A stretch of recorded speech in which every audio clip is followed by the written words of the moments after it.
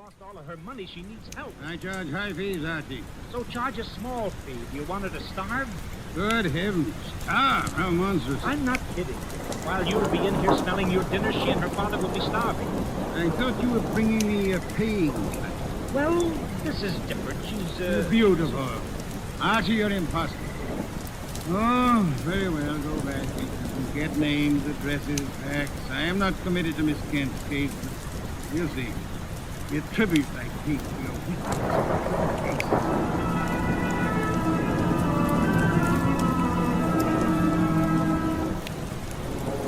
Rodman and Gloria Kent were gone, however. So all I had were the few facts they'd given me before they met Wolfe. I felt guilty about that when he came back into the office and sat down in his specially built chair. He closed his eyes, and I glared. Well, how much of you is awake? Mr. Wolfe? Well, they disappeared. Did you tell me you were going to help this girl just to get her out of the office, or did you mean it? You're a gadfly. No, sir. No, sir. You made a promise, and you're stuck with it. What did you get from Rodman? Name, address, occupation. He's a librarian, that's all. Very careless, Archie. You missed a significant point. Such as, How did Rodman discover the letters he sold were being altered by forgery and used for swindle? How did he locate the Duke, Mr. Kent? I'll ask him next time. But what about now? Are you going to get Gloria's money back? I seen you call Miss Kent Gloria solely in order to annoy me. It does. Stop it. Get Cross and Halleck. On my way. You'll find them at the Hotel Bogart.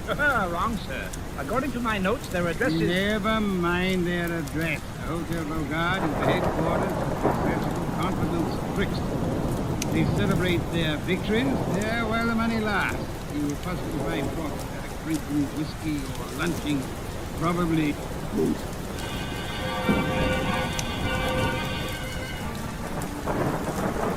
I located Cross and Halleck in the hotel bar and lured them back to our place on Fifth Street. Wolfe was sitting behind a desk with his hands crossed on his impressive position, at peace with his lunch and the world when I ushered them in.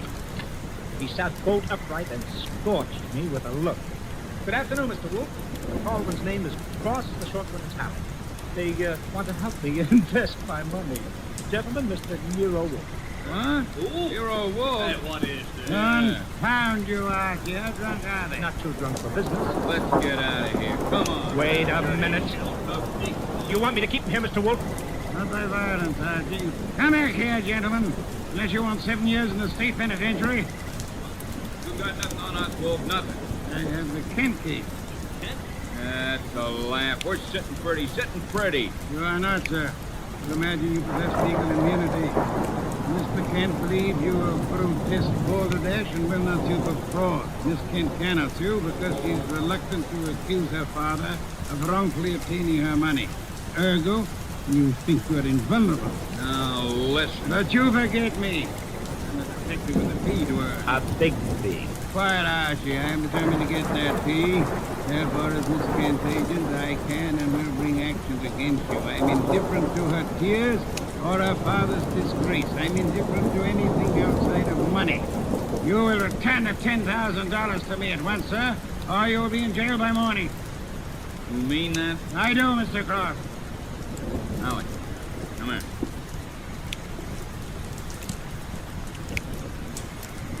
Come on, hurry. Okay. Here, Mr. Wolfe. Halleck and I have decided we don't want to get in any trouble with you. Here's your 10 grand. That's... Give the dough to Kent, Mr. Wolfe. Get the letters and map back for it. You've got a reputation for being tricky, but honest. We trust you. Come on, Halleck. Well, how about that? Preposterous. No, sir. Take a look. $10,000. Genuine coin of the realm. That man Cross is a fool. Does he imagine I'm to be fooled so easily? What do you mean he left the money? He surrendered too quickly, Archie. Too easily. And that money in the envelope he was carrying all ready to refund. Why? Well, maybe he's got a better side. I heard him mention a Ben Sanford. Nonsense. Does he need Kent's forged letters and map to cheat this Ben Sanford? Couldn't he prepare another set? I guess you're right. Something's fishy.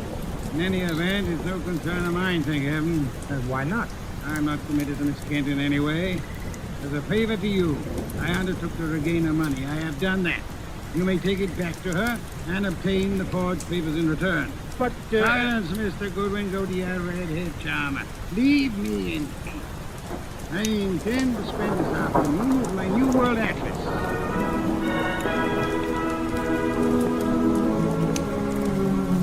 I left him 3,000 miles up the Amazon with his magnifying glass and drove up to East 69th.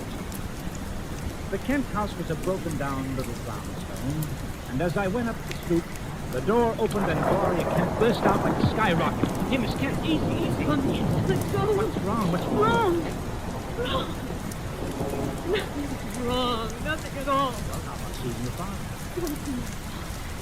Come inside. Oh, for the love of Come heaven, inside. I'll introduce you. He's in a back room. Right through the living room. what else came through this hurricane? No, Mr. Booth. Something else. There's my father.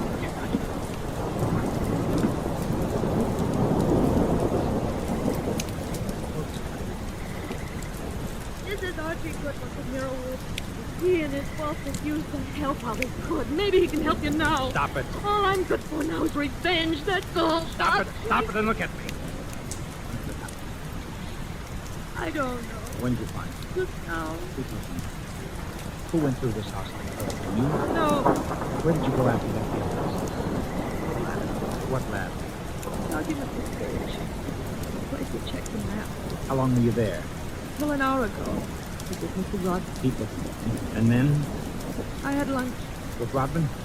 alone. And I came home. All right. All right, now listen to me. I want you to go to Mr. Wolfe's house right now. Have you got a cab there? Here? All right, take a cab. I've got to stay here, but I'll call Mr. Wolfe and tell him you're on the way. Now, get.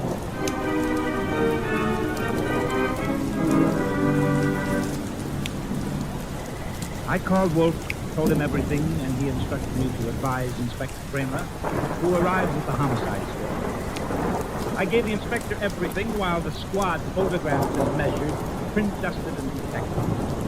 At 3:30, Kramer took me back to the house on 35th Street for a fight with Wolfe. It's a great story, Wolf. Great. Kent buys a phony treasure map. Everybody knows it's phony except Kent. Cross and Halleck try to buy it back, and Kent gets himself hurt. Did you find the map and letters in the house, Inspector? No, I didn't. Killer was out for the map. Phony map? Certainly. Why? Well, if we knew that, we would know why Cross and Halleck so willingly paid back the money and why Kent was murdered. Maybe it's not phony. I'd better see the girl now. Oh, you fancy her for the murder? And I'll know after I ask a few questions. Tonight. She's had a shock, Mr. Kramer. She needs rest. Look, Wolf, I want her. Why bother with her when there's so much to be done? Yes, such as? Cross and Halleck, find them. And the mystery man they spoke of, Ben Sanford. These are the men you want now, not this poor, overwrought girl. Yeah. All right. The girl will be here for questioning tonight, though, huh? Tonight. Okay. You'll hear from me later. Well, you buffaloed it out of that. Say, why don't you? Is she looking? I don't know. He said nothing. He never arrived. What? He never arrived. Well, then why did you tell Kramer she was resting? Would he have believed the truth? He must be found. More important, we must learn why forged letter and forged map of produces turmoil. Find the killer and you find the map. You said so. I said the reverse, which is an altogether different statement. Archie, I want a photograph of that map. Get it. Oh, sure. Any particular camera you want me to use? You'll find the photograph at 200 Vanderbilt Street. Are you kidding? Lab cannot check the authenticity of old papers without photographing them in ultraviolet light, infrared light, and so on. If this document research lab has examined those papers, they will have photographs. Get them.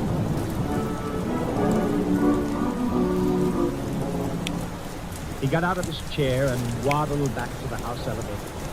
It was 4 o'clock and time for his regular afternoon session with the office. I drove down to the document research laboratory on Vanderbilt and got such a shock that I grabbed the office phone and dialed Wolfe at once.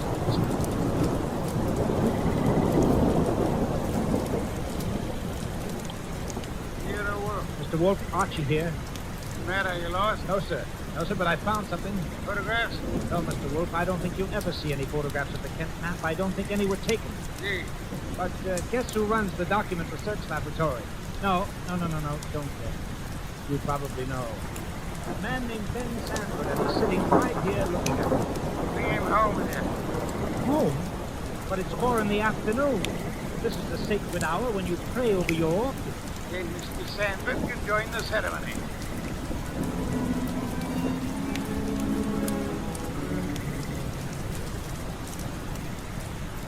Hey, how about it? How about it? There must be a million flowers up here. No, not flowers. Orchids only. Mr. Wolfe has 10,000. Never saw anything like it. And never will again. Hey, what kind is there on the bench? Oh, that's our pride and joy. Odontic grows some Harriat. Above them, the Tirana, and the painting of Vasilo Gianni Panduraka. Now, the large mulching flower pot is Nero Wolfe. Mr. Wolfe? Good afternoon, sir. Hi. I came along to be obliging. I've got nothing to say about anything. How much have you offered Cross and Halleck for their treasure map? No comment. Mr. Sanford, I'm going to make some assumptions. I assume that you are not, in fact, a document expert, but an accessory to the fraud of Halleck and Cross. No comment. To actually prepare fraudulent maps for those swindlers, and then in the guise of an expert, guarantee their authenticity. No comment. This you must answer. You did guarantee the authenticity of the map and letters can't bought. It's on record. All right, I do. And will you admit they were forged? What are you, a comic? No. You guarantee the value of the Kent map? Yeah. As an expert? Yeah. Then you've convicted yourself of murder. Murder? What is this? Mr. Kent was murdered, sir. Evidence is the map and letters he bought. Of all persons involved, you alone believe in the value of the map. No one else does. Therefore, you alone would have murdered Kent for the map. Look, now, wait a minute. Chew it over, brother. Chew it over. Either way. Okay, you want me to level? Here it is. Come on, let's Okay, boss. Beef type talk. It means it's healthy. It's like you say. The letters were bought from Rodman. I forged the map and everything's on them. I guarantee them to Kent. For Swindon. The letters are without value? Oh, sure, they're old, that's all. From 1851. Just tired family gossip. Indeed. Here we have the problem again, Archie. Kent is swindled with a map and letters that are known to be worthless. He alone believes the fantasy of the treasure. There isn't any treasure, never was. Yet Cross and Halleck would have funded the swindle money so eagerly. It's obvious they want those worthless documents back badly. Someone else wants them so bad he murders Mr. Kent. Why? I don't know. Archie, we must find the girl. And the chance we turn to Mr. Rodman for refuge. I'm sorry you'll have to go there at once. If the girl isn't there, bring Rodman.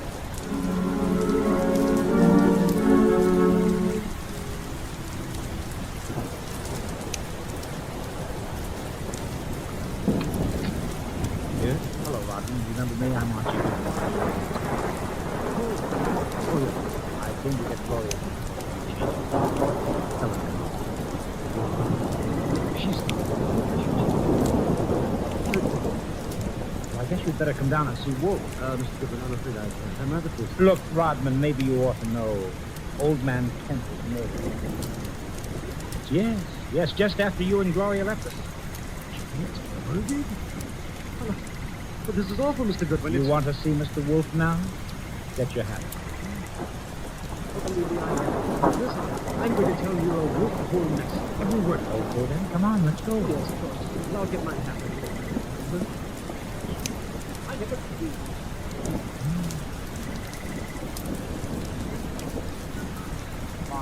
Come on, Rodman, come on.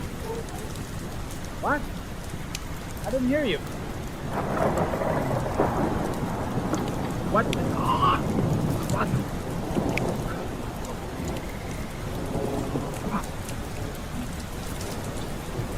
What next?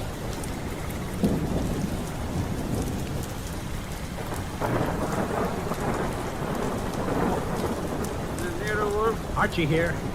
We've had a tough break. Yes.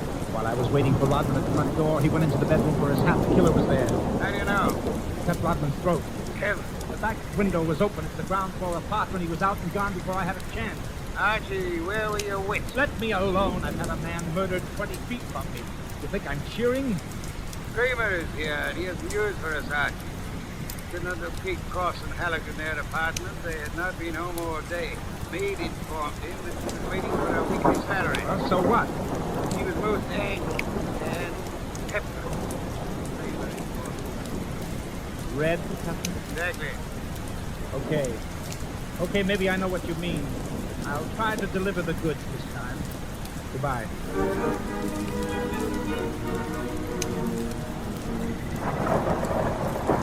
I drove down to the apartment house on Gramercy Square where Cross and Halleck lived. Took the elevator up to the 10th floor, found the right door, and slipped in with the passenger.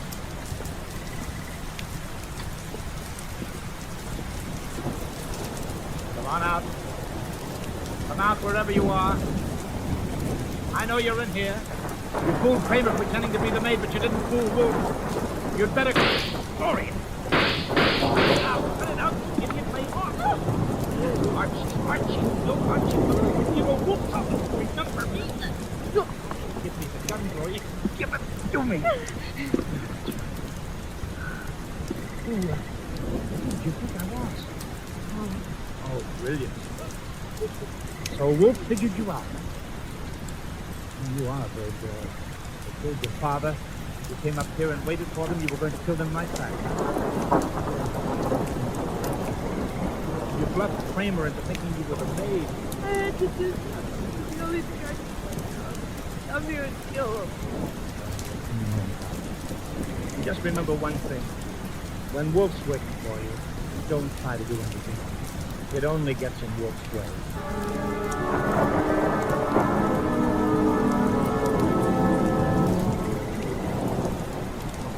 I got Gloria Kent back to the house at 7 o'clock. I parked the car, brought her into the office, and got the shock of my life. There was a convention on. Wolfe was there, Inspector Kramer representing the cops. Cross, Halleck, and Sanford were there representing the crooks. When Kramer saw Gloria, he scowled first at her, then at Wolfe. No, it was a slick one after all, Wolfe. You didn't have the girl. You had no intention of producing her. Please, Mr. Kramer, that can wait. The other matter's more important. I dine at 8. That leaves me 1 hour to solve your murder. Murder? More than one? Yes, 2. Elmer Rodman. Heaven could win if you... Please, Mr. Kramer, not now. First, Miss Kent. Good evening, Miss Kent. I presume you have met these gentlemen, Cross, Halleck, and Sanford. Now, take your purse, please. Don't think me as naive as Mr. Goodwin.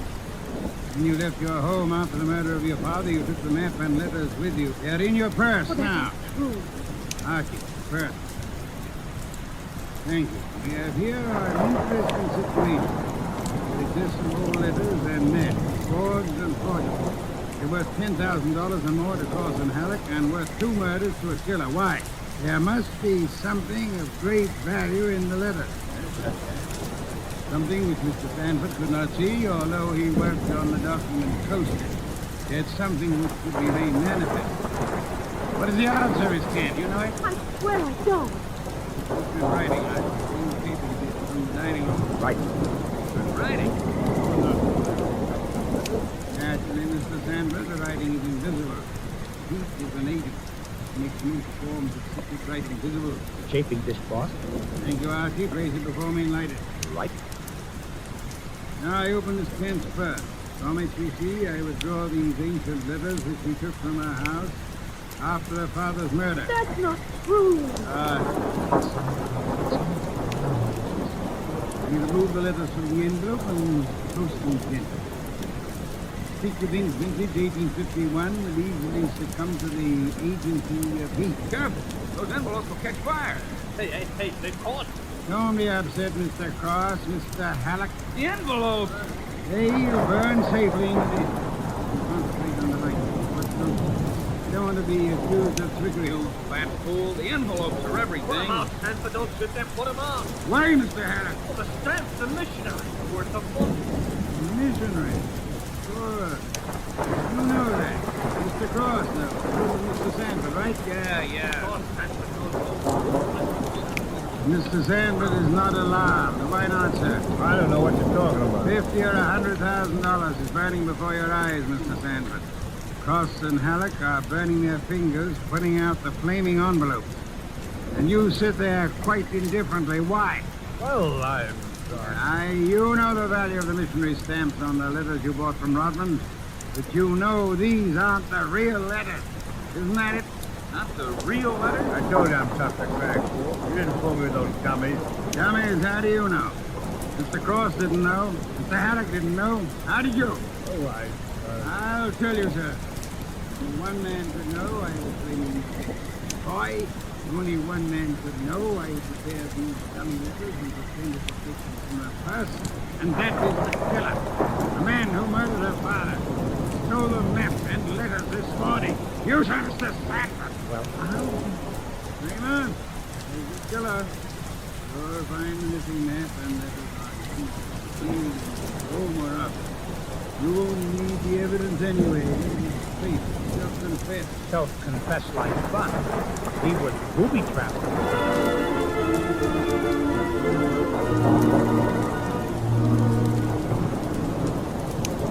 No, Mr. Crane. Not a complicated piece, really. Very simple. Elmer Rodman sold a packet of old family letters to the swindlers for a small sum. They used the letters to perpetrate their fraud on Miss Kent's father. You can't find the letters inside. They were special Hawaiian issue 1851, Miss Kent. Nicknamed Mission because missionaries used them for writing home. They're extremely rare stamps worth upwards of $25,000 each. what they were worth? We found 5 of them on that. Excellent. Somewhere or other, Rodman discovered the value of the stamps after he sold the letters. In his effort to get them back, he communicated his discovery to the swindlers, Cross, Halleck, and Sanford. So that's why they were bunching this. Tracy, in the effort to have the sale rescinded. Rodman sought out Kent and tried to convince him of the fraud, and asked he would not listen to the truth, Mr. Kramer. All right, get it. One of the others were hiding around and to find a single mark and quietly resorted to murder.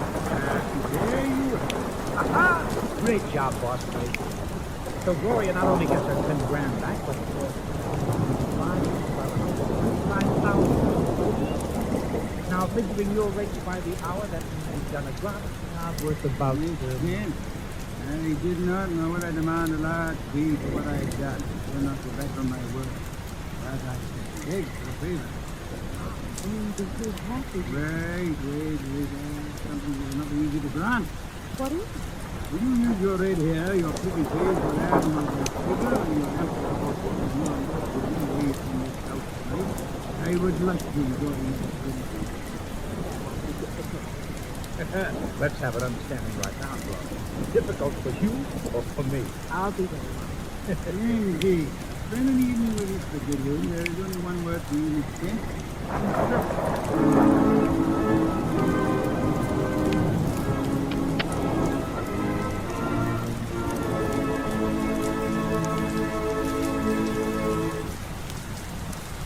You have been listening to The New Adventures of Nero Wolfe, starring Sidney Greenstreet.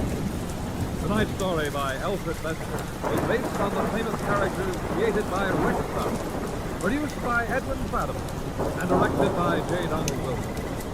In the cast were Wally Mayer as Archie Goodman, and Gene Bates, Howard McNair, Jay Novello, Larry Dobkin, Bill Johnstone, and Herb Viker. Music by Josephine. Next week at this same time, Nero Wolfe and Archie will bring you The Case of the Careworn Pup. Don Stanley speaking. The preceding was transcribed. 3 chimes mean good times on NBC. The chimes ring for Dennis Day and Judy Canova tomorrow night on NBC. Also, Judy Canova prepares to go operatic tomorrow because her special guest is Itio Pinza. This is Chester William Bendix writing. Man Called X follows on NBC.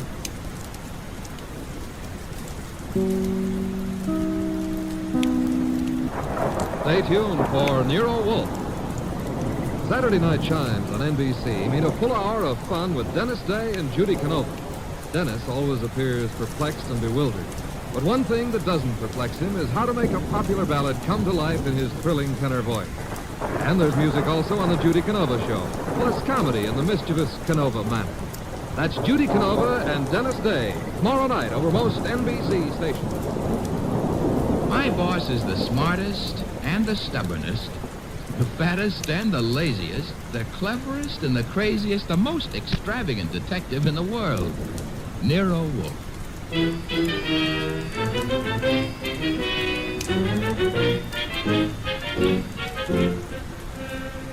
It's the transcribed adventure of The Case of the Careworn Cup, for that brilliant, eccentric private detective, orchid fancier, and gargantuan gourmet, Nero Wolfe, starring Sidney Greenstreet.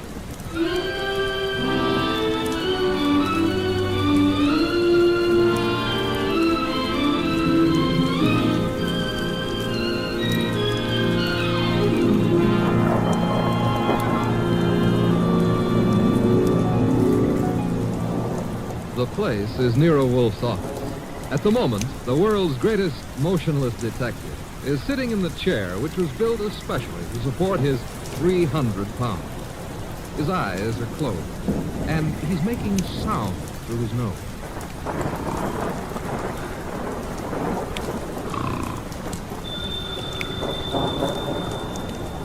Archie. Archie. Archie. That's Mr. Wolfe. What is it? The phone, if you please, Mr. Goodwin. But it's on your desk, only 8 3/4 inches from your left elbow. All you have to do is lean forward. You found it, Archie? What do you think I am, an athlete? Hello. No, wrong number, mister. I'm sorry, Mr. Wolfe, if that old phone awakened you. Wrong number, and I was not asleep. I was merely concentrating. On what? We're out of work. There's nothing to concentrate on. May have escaped your errant attention, Archie. There are other subjects for thought besides murder. Sure, blondes. And blonde. You're right at that, brunettes.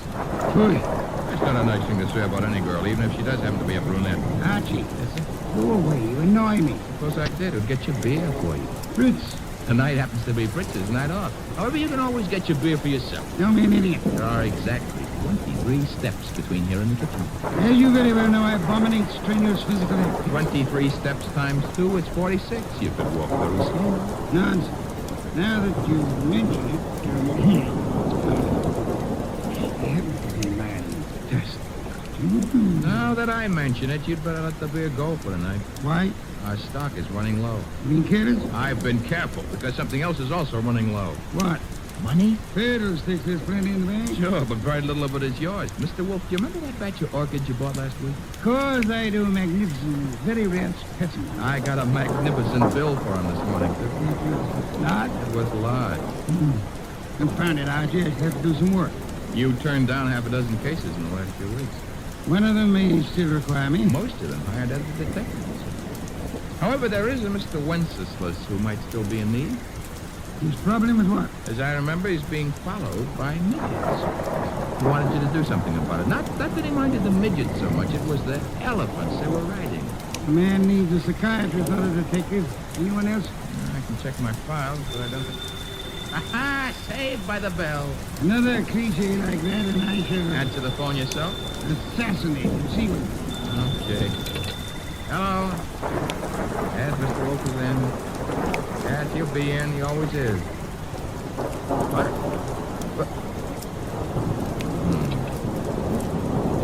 Mr. Charles Porter. He was in a hurry. He's on his way over right now. Should be here in 10 minutes.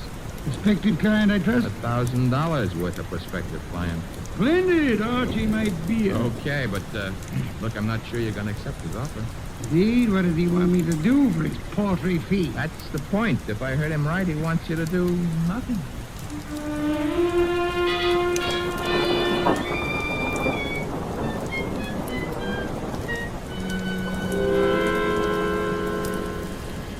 Door, Archie. Yes, sir. I hear it. Mr. Porter? Naturally, I'm Charles Porter. Who else would I be? It's a large field. Never mind. I'm Archie Goodman. Where is Wolfe? Mr. Wolfe is in here. Mr. Wolfe, this is Mr. Porter. Good evening. Fat, aren't you? It's moderately noticeable. Out to your chair, Mr. Porter. Don't bother. I'm too impatient to sit. When I've business to take care of, I take care of it quickly. Very well. Send him out of the room. Goodwin nonsense. He's my assistant. He remains. I don't like it. Archie, show Mr. Porter out. Now, wait. No need to get temperamental. Perhaps I'm a little abrupt. Rude I'm a worried man. and impatient. You're wasting time, Mr. Porter. Suppose I am. The reason I came to you... Young man, what are you doing with that notebook? Getting ready to make marks in it. But... Oh. Mr. Wolfe, you have a client named Dorothy Spencer. Have I? You don't need to be coy about it. I happen to know. You know? I want you to drop her. Drop her? Used to handle a case, close the books on her. You know what I mean. Why should I? The girl has no money. I have. That doesn't answer my question. Perhaps this will. Appear to be a small package of dollar bills. It happens to be $1,000. Archie, will you? I will. It is $1,000. Thank you. Mr. Porter, Yes? you're paying me $1,000 in order that I act for Miss Spencer. Nothing more. That's right. What does she suspect you of? I said nothing about... I think... You must know that as well as I do. Possibly, and nevertheless, what does she suspect you of? Being a blackmailer. Whereas your occupation really is? I'm a musician. Pianist. I'm appearing nightly at the Windsor Hotel. Archie, have you made out a receipt for Mr. Porter? Yep. Give it to him and show him to the door. Okay.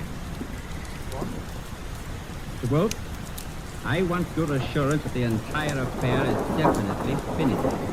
My association with Miss Spencer, you mean. You have my assurance that it is. You'll forgive the class. Caro. Thank you.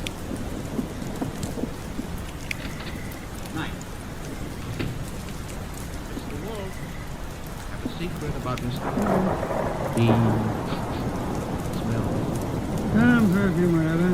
More important, his right coat cuff. More worn than his left cuff.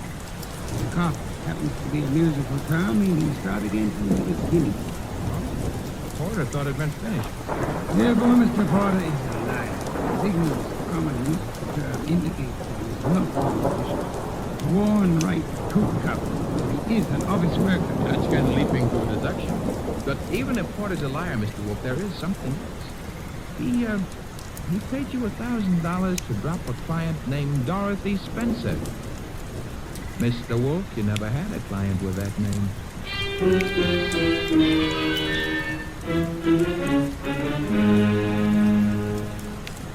Well, in fact, Dorothy Spencer is not in.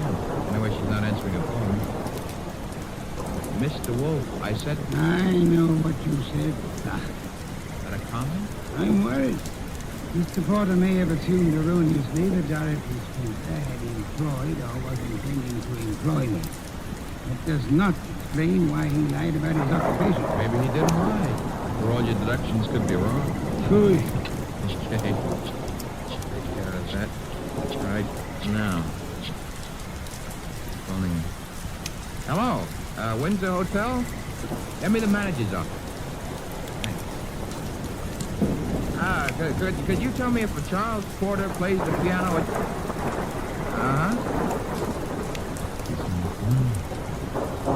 I see. Thanks a lot. What do you do after work? She goes home and beats her husband. Porter. Bad news. He does play the piano at the Windsor in the move room. So where does that leave your deductions? Touched, of course. Let me think. Yes, naturally. Naturally what? I came to the conclusion that Mr. Porter was an office worker. We have just discovered that Mr. Porter is not an office worker, therefore... You were wrong. I am never wrong. Therefore, the man who is here is not Charles Porter. Mr. Wolfe, do you think a man of your weight should climb out on a limb like that? Fiddlesticks. Look up Porter in the phone book and call him. It'll take a second. Archie, the phone company's best friend. Yep, there he is. What do I ask him? There'll be no need to ask Mr. Porter anything, just phone. You're the boss. Yeah. I have to say something, you guys. Hello. I'd like to speak to Charles Porter. Oh, with you? Who's... Oh, Stebbins, huh? Yeah, that's right, Archie. Oh. No, don't bother why I called. It's a coincidence. Why?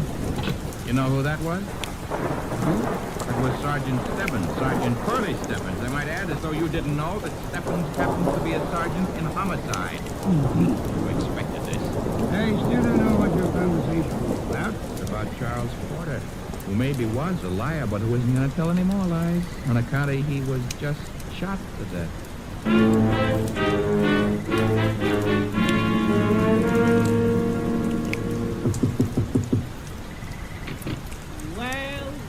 Well, if it ain't Archie Goodwin. Come in, Goodwin. Thank you, Sergeant Stebbins. I've been expecting you. Oh, that's sweet of you to say that, Curly.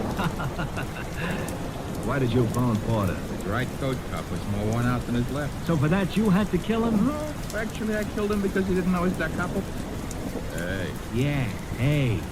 He don't look good anymore, eh? Guys who stop bullets with their face never look good. Curly, you've been wrong. I did.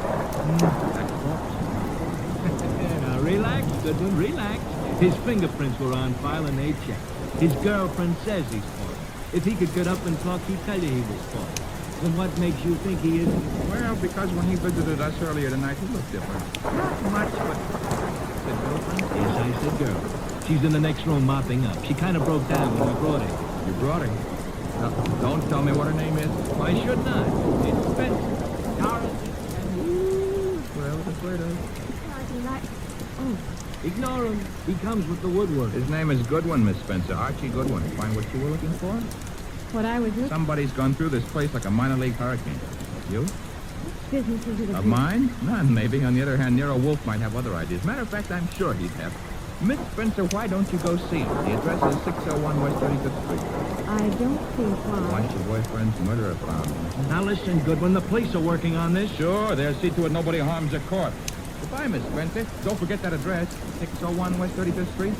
Believe it or not, you used to be a client of ours.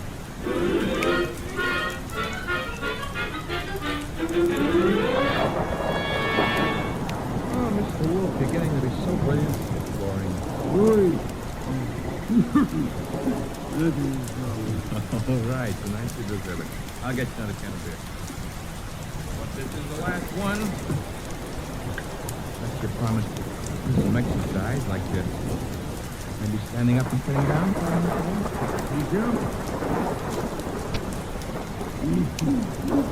Why should I indulge in such idiotic behavior? Oh, after a while, you might be able to see. I've already seen you. Oh, that was 20 years ago. Things have changed. No more buttons. Hey, that must be Dorothy's thing. She's undoubtedly young and good. You deduced that from the way she presses the button? I deduced that from the gleam in your eye, bah. Bah, all you want. I'm going to keep that green shining. Hello? It's the large thing downtown. You will forgive me not right. It is due to a necessary consultation of anything rather than movement.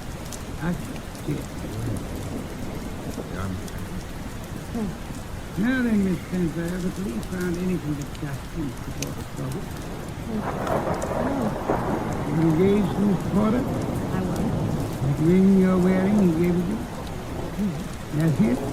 Well, all right. Here. Thank you. Very interesting. Miss Spencer, why are you marrying Charles Porter? I love him. Boy, Mr. Porter, according to our description, is quite your age, and is considered a yes after attractiveness. Love may perhaps be blind, but it is not as significant. I don't know what you mean. What were you searching for under the nose of the police? Nothing. Nothing at all. How did your fiancé earn his money? He played the piano. Boy, what he earned there in a year wouldn't begin to pay for the ring he gave. Try again. I I don't know how he made his money. I suggest that you do. I suggest that he earn money by the same method that he induced you to consider marrying him. Blackmail. Why would he blackmailing you? Old letters I'd written when I was too young to know any better. The motives for murdering Porter would be twofold. Discovery blackmail material and the avoidance of marriage to a man you dislike. I didn't kill Charles. Good doorbell, Archie. Get Miss Spencer into the kitchen. Once. There must be police. Yeah, let's go, Miss Spencer. Right through that door. And stay there until I call you. Front door, Archie. Now, Mr. Wolfe, why know Dorothy Spencer's here? You know nothing. Simple. I haven't got time to resent that insult right now, but wait until the next time you drop a collar button. Well, bless my soul, if it isn't your old Inspector Kramer. How is the homicide department? Where's Wolfe? Big surprise, he's sitting. Mr. Wolfe? Good evening, Inspector. Where's Dorothy Spencer? She's not the Bureau of Missing Persons. The district attorney would like to talk to her. I shall tell her so the next time we meet. And that could be right now. She's in this house. I don't see her. Mind if I look around for myself? You have a search warrant? Of course. It so happens, no, but... Archie, the inspector's leaving.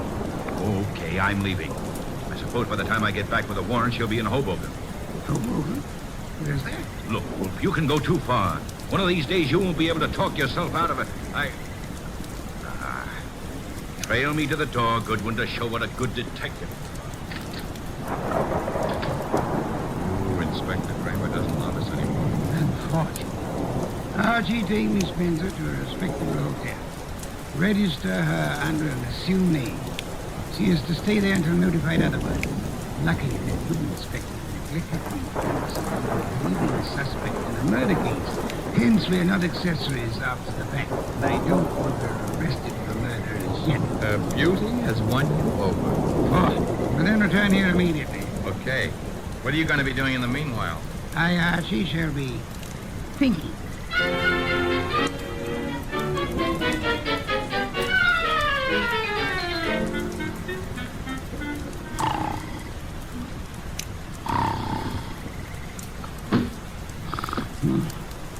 Archie? No, not Archie. Our impatient and non-musical friend came in through the window. How are you, Mr. Not Porter, of course? Where's the girl? Question is beginning to bore me, I don't know. I think she's here. So did the police. I might add that they were slightly closer to the truth. Incidentally, what makes you think she was Porter's accomplice? She must have been. Nonsense, she wasn't. Porter was blackmailing her. Just as he was blackmailing you. In her case, it was letters. In yours, a previous criminal record, perhaps, that your employers might be interested in. I want to know where she is. Maybe this would help to remember. Good heavens, don't point a pistol at me the morning. Police, I should think, open the door for them like a good fellow. Oh, no. I'm leaving. If I don't find that girl, I'll be back. Knock the blasted thing down if it isn't open. All right, well, I've got the search warrant. Also, no doubt, a fine tooth comb. Bah. By the way, Inspector. All right, boys, come to the house. Ready, Yeah, what did you want? As your men go through the house, will you have one of them shut the back window? We just had a burglar, and I suspect he left it open. Unless the matter is attended to, the house might be filled with fresh air. Yeah, what's the matter with that? Fresh air, deadly poison, clogs the lungs. And may I point out that the warrant you're clutching in your hot little hand is not a lease on the house. Finish your search quickly, if you please, and then, why not try Hobo?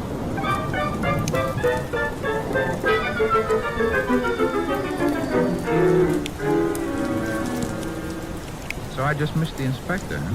You did? That I can stand. I'm sorry about the burglar, though. Perhaps we can arrange to have you meet him in the morning. He left his calling card with name and address on it? He dropped his handkerchief here on my desk. Oh. Handkerchief. Smell. So it does, but, All of our unknown friends' clothes carry the odor. Therefore... Yeah? You will go out immediately to the nearest drugstore, buy a specimen of every cake of soap manufactured in this country.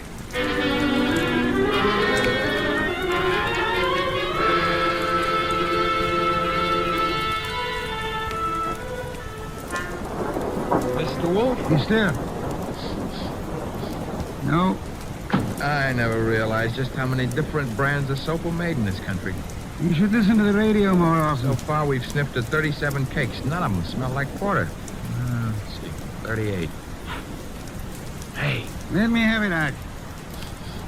Yes, these soap. Labeled orchid ovals. I should say basically mislabeled. Orchids have no odor. Our task for the evening is finished. Why? All we know is the guy washes with a basely mislabeled soap. No, the odor would not have been so persistent in that case. Unquestionably, our visitor works for a soap company that makes orchid ovals. Every employee of a plant in which perfume in large quantities is used inevitably carries the odor on his clothes. Oh. And you already deduced he works in an office, huh? I go see him in the morning? You do? You know, Mr. Wolfe, what with hiring rooms for girls and paying visits to a perfume factory, I'm beginning to feel like a maiden aunt. No one would ever mistake you for a maiden aunt, Archie. Thanks. Is that another deduction? Maiden aunts rarely need a shave.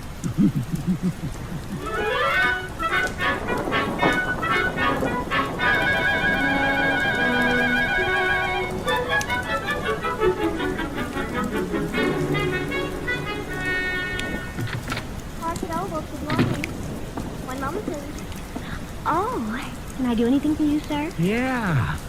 That is, let's postpone that question and slip in another one. I'm looking for one of your office people. In his 40s, 5'10", brown hair and eyes, speaks in a sharp, thick voice. He owes you money, too. Who owes me money? Mr. Wheeler, the man you were describing. He owes everybody money, in spite of the fact that his office manager makes lots and lots of money. How much does he owe you? Oh, not an awful lot. It won't break me if I don't get it. Is he in yet? He was, but he went home. He was sort of sick. Sort of? He got a phone call from somebody and rushed out. Too bad. Well, I better scram. You didn't answer my question yet. I'm off at 5. My name's Gwen. Goodbye.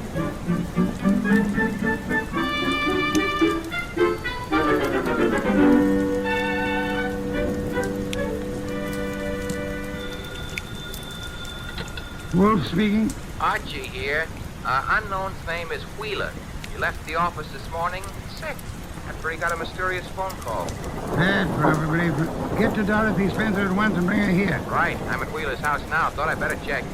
His wife's here, too. Blonde? Uh-huh. How could you tell? Bet you a smirk in your voice. Get out of there fast, and don't stop to console Mrs. Wheeler.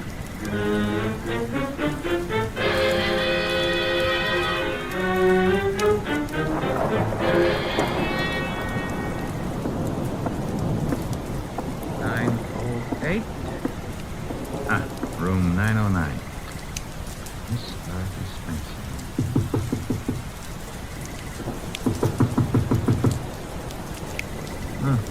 Nobody home. Shut that door behind you, Goodwin. What the? Never mind pulling triggers. I'll shut it. All right. I would prefer silence. Keep your hands high, Goodwin. It's unhealthy. All the blood had run into my head. Archie, he murdered Charles. He did. But, Mr. Wheeler, you really shouldn't have. It's against the law. Get into the bathroom, both of you. I already shaved. I phoned him. I thought maybe he had my letters. Porter couldn't keep his mouth shut about his other He victims. was going to force Dorothy to marry him. Did you find his material, Wheeler? Yes, in an office. He read it as a front. It's all burned. Why all the melodrama? You know about me, so does she. I can't trust anyone. Get into the bathroom, I said. Look, let's not lose our heads about this. Get moving, Goodwin. I like it here. All right, then. Here is where you'll get it. Hey, wait a minute. Something's wrong. I got shot and Wheeler fell down. I shot him, Goodwin. Stebbins. Dear Sergeant Stebbins. Oh, you little flat-footed angel. It's lucky for you my flat feet got staked out here in time. Just for that, I'll buy you a pair of arch supports for your next birthday. But I'm beginning not to believe this. You had it all figured out? Well, not exactly. Well, that is... Wolfe sent you here. Well, he kind of phoned in and suggested one of us shoot down here and do some rescue work. That old devil. You're not kidding. What are you laughing about? Wolfe wasn't sure whether you'd need rescuing from Wheeler or... Stop killing yourself with your own jokes. Or whether Miss Spencer would need rescuing from you.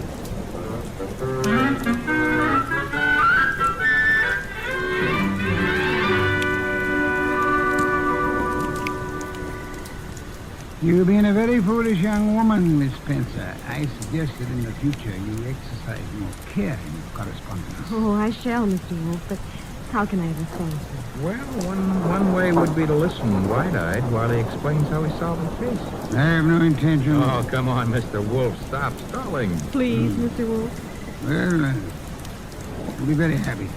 As a matter of fact, I'd like to see anyone try to stop me. A man came to me, offered me $1,000 to drop a client I didn't have. Why? Because obviously he wished to direct my attention to that client. Me? You, Miss Benson. Now then, he identified himself as Charles Porter, a musician. And I tested him and discovered that he knew nothing of music. Ah, the da capo routine. Precisely. Therefore, he was an imposter. His purpose? Yeah? To indicate by no means subtly that enmity existed between Porter and Dorothy Spencer. Huh? Thus, when Porter was found murdered, I was presumably convinced that Dorothy Spencer, balked in her effort to enlist my aid against Porter, had resorted to most foul and bloody murder. Most foul and bloody murder is very fancy, Dorothy. Shows you like. I thereupon asked myself, why should an unknown seek to convince me that Dorothy Spencer was Porter's murderer? And you answered yourself? One reason only, because he himself intended to murder Porter, as he did. Which peccadillo he has, thanks to Sergeant Stebbins' accuracy with the revolver, already paid with his own life. Quodidat demonstrandum. Latin for that's what you wanted to know. I think you're wonderful, Mr. Wolfe, and I'm going to... No, be careful. Kiss you. Archie, Miss Spencer is a very dangerous young woman. Today I feel brave. Do you, Archie? Very brave. What are you doing tonight? Nothing. Let's do it together. Bah. Oh, is that Mr. Wolfe? I said bah. Would you very much mind conducting your men elsewhere? I would not. And do so at once. I have a very important matter to attend to. Goodbye, Mr. Wolfe. Goodbye. Night, sir. Well.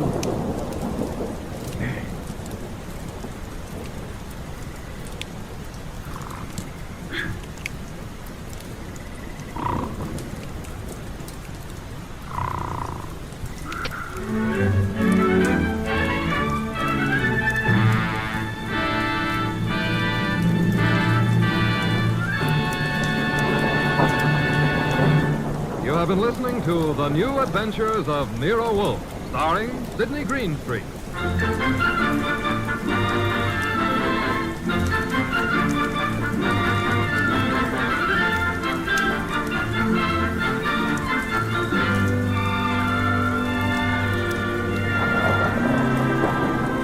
Tonight's transcribed story was based on the characters created by Rex Stott, produced and directed by J. Donald Wilson. In the cast were Lamont Johnson as Archie Goodwin, and Jane Webb, Peter Leeds, Bill Johnstone, and Wilms Herbert. Next week at this same time, Nero Wolfe and Archie will bring you The Case of the Dear Dead Lady. Don Stanley speaking.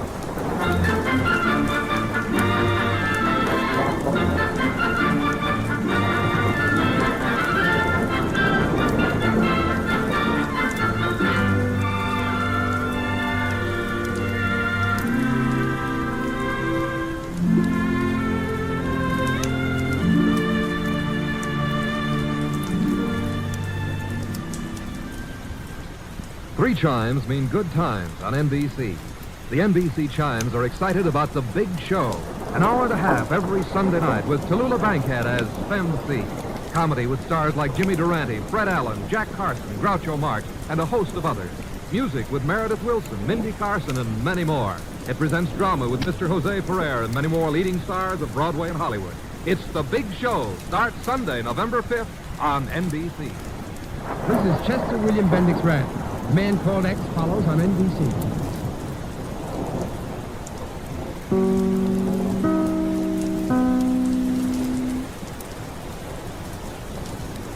Stay tuned for Nero Wolfe. This Sunday marks the premiere of The Big Show on NBC. Not just any big show, it's The Big Show. NBC's hour and a half of comedy, music, and drama. The best of each. The Big Show will be heard every Sunday afternoon over most of these stations, with Tallulah Bankhead as Mistress of Ceremony. Your stars for this Sunday's broadcast include Jimmy Durante, Fred Allen, Ethel Merman, Frankie Lane, Mindy Carson, Meredith Wilson, Danny Thomas, and hosts of others. All this and Tallulah, too. No wonder it's the big show. My boss is the smartest and the stubbornest, the fattest and the laziest, the cleverest and the craziest, the most extravagant detective in the world, Nero Wolfe.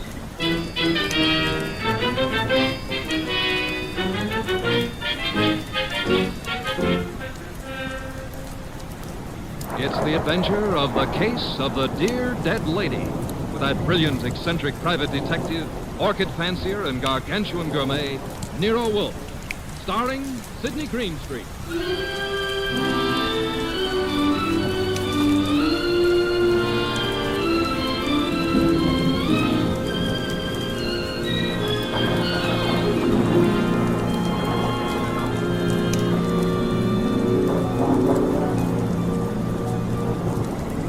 Nero Wolfe had just come downstairs, having tended to his precious orchid.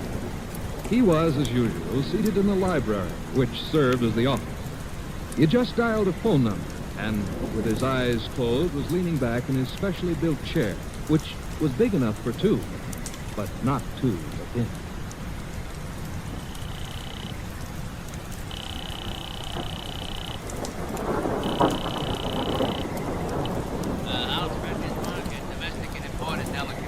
Mr. Halsberger, this is Nero Wolfe. Oh, yeah, Mr. Wolfe. I was just about to ring you. Well, I have need of 2 pounds of duck liver. I do not, of course, refer to the commercialized Strasbourg pate. Well, I appreciate the order, Mr. Wolfe, but... Next, my cook Fritz informed me that we require 3 fine cat pieces. Look, Mr. Wolfe, there's little matter of an unpaid You bill. might add 12 cases of beer, a bushel of Vermont apples, green for stuffing, and a gallon of Marquesa Patricia Roman oil. Mr. Wolfe. In addition, Fritz has listed 6 dozen eggs, 4 braces of Sussex woodcock, and a few pounds of Westphalian ham. Have that? I can get it, Mr. Wolfe, but my bookkeeper said... Very much, Mr. Halsberger. That will be all. Now then, Archie. Yes, boss? Seem to be worried. Oh, I am. This means naturally that I'm supposed to handle Halsbrecker's delivery boy when and if he shows. I had thought of leaving it simple for you. And what about the simple matter of the money? Money? I hate to bring up a vulgar subject, but where is it coming from? Oh, of course, you're right, Archie. I should have said what? Charlie. Boss, look, you don't realize I know, but we're into that truffle broker for 500 odd bucks and change. All right. Give him a check. Okay, I will give him a check. And I hope they'll let you keep the orchids in your cell.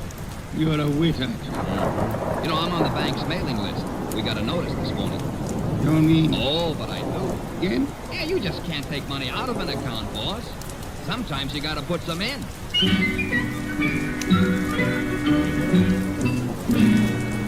This is the only way to deal with the man I work for, and if I hadn't thrown him that scare, he wouldn't have been willing to listen when the doorbell rang, and a prosperous-looking young guy in the kind of clothes that don't grow on trees came in and stood in front of the boss's chair, fiddling with the brim of his quart vial. My name is Oliver. Oliver? Yes, sir, Oliver. I am the spiritual leader and guiding head of the small religious group known as the Seekers of the Inner Power. I see. Also a man addicted to marrying neither wisely nor well, but often. You read the paper? I do. Mr. Wolfe, I am as aware of my sin-ridden past as anyone else is.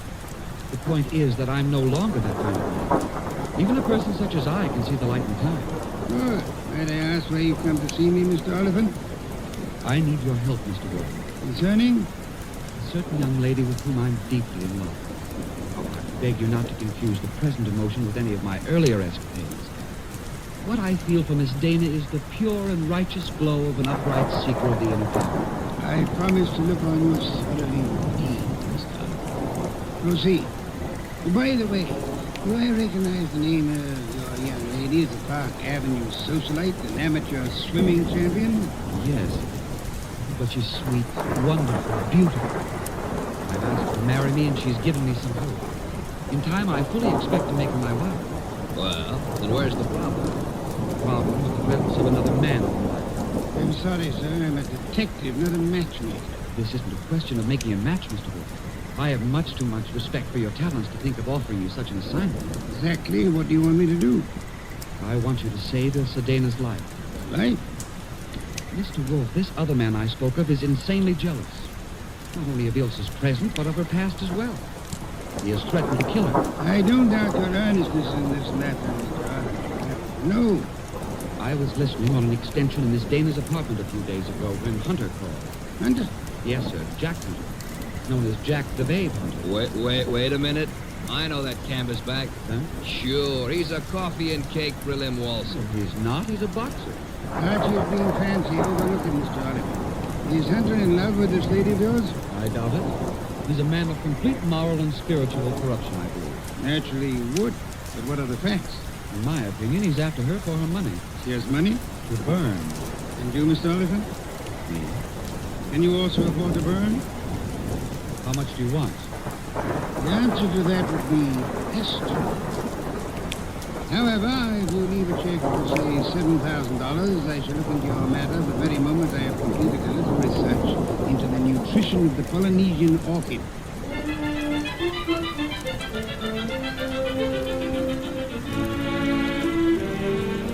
Oliphant's check gave our bank account a slight blood transfusion. I think it was the boss's plan to spend a week or two in the plant rooms before he got busy on the case. And he'd have done it, too, if that phone call hadn't come in about a little after 9, just after Wolfe had polished off one of Fritz's dinners and was settling back with a stein of beer in his hand. Don't disturb yourself, Archie. I'll get it. Look out you don't sprain yourself, boss. You gotta straighten out an elbow to reach that receiver.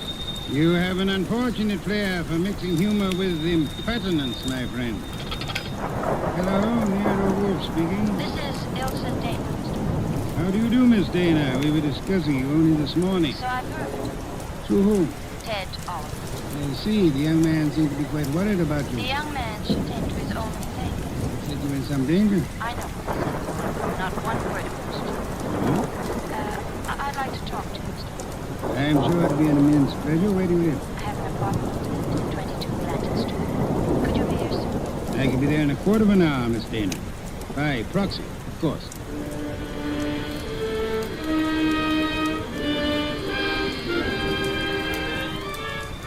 The proxy, naturally, was yours truly. 10 minutes later, at 9:20, I walked up to Ilsa Dana's door with a nosy elevator boy giving me the 00. The reason for his interest was that her door was open and the room inside was empty except for a little twisted pile of pale pink satin, which at close range turned out to be a woman. Which woman turned out to be Ilsa Dana. And Ilsa Dana was dead. She used to be pretty. She isn't now. That strangulation doesn't help any girl's looks. Make anything of it? Well, the position of her body and the bloodstains on her pointed fingernails tells me that she put up a tough struggle before somebody succeeded in smothering with a pillow from the sofa over there. Yeah, that figures. When did it happen, I wonder? The last 15 minutes, I guess. Say, who's been up in the elevator this evening? Nobody for her. Well, somebody came up. Well, who says not? They could have used the stairs, you know. How well do you know Miss Dana? I know exactly zero about Miss Dana. How could you ride her up and down every day and know nothing about her? It's a rule of the house to keep your mouth shut. The rule also goes when being questioned by a cop. A cop? Who's a cop? Oh, I guess you're a cello player from the Philharmonic. Look, I happen to work for a guy named Nero Wolfe. Oh. Heard of him? Maybe. Well, if your memory comes alive, son, I might see my way clear to spend a few dollars with you. Understand? I'll keep you in mind. Going down, mister?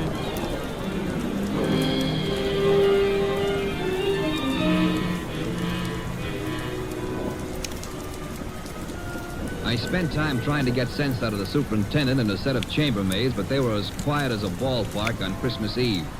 Then I called the cops and told them about Oliphant and Hunter. By the time I got home, the house was dark and Nero Wolfe was sleeping. Next morning, I gave him the details while he drank 3 bottles of beer. When I finished, he sat for a long time and then started another bottle. Prize fighter. What about the prize fighter, Archie? Hunter? Well, I phoned the hotel he lives in before you got up. And? They told me he wasn't in. You know, I begin to think that Mr. Oliphant brought us a more of salt taste than he suspected. You know, I'm glad you like it. I don't like it. I don't like work of any variety. This thing has its points. Well, what do we do next? Next, we investigate my client. What? Merely because the reformed playboy employs a detective doesn't exempt him from suspicion, Archie. Oh, now who's that? I'm afraid we have no choice but to open the door and see. My name is Young. Barstow Young. It's nice meeting you, Mr. Young. What do you want? I want to see Nero Wolfe. About? About a certain young lady with whom I am deeply in love. What? Will you repeat that? I want to see Mr. Wolfe about a certain young lady with whom I am deeply in love. Her name, please? Ilsa Dana. Is it possible that you entertain plans of making her your wife? Why, yes, but there's a problem involved. Another man? Yes. Well, do come in. Do come in. I think we've been waiting for you. Oh, Mr. Wolfe. Here's another one. Mr. Wolfe. You've come to me about Miss Ilsa Dana, sir? I have come to you more specifically about a man who has threatened her life. Unusual. He's the treacherous kind. Mild-mannered, you know. As we say in my profession, he underplays it. Your profession, then, is the state. It is, sir. Go on, you interest me deeply. I was present recently when he told her that he would certainly kill her unless she mended her sinful ways. Sinful? No one denies. Ilsa has had, shall we say, a checkered career. But the man's attitude is totally fanatical. What's his particular brand of fanaticism, Mr. Young? Theodore Oliphant is a religious maniac. Well, what do you know?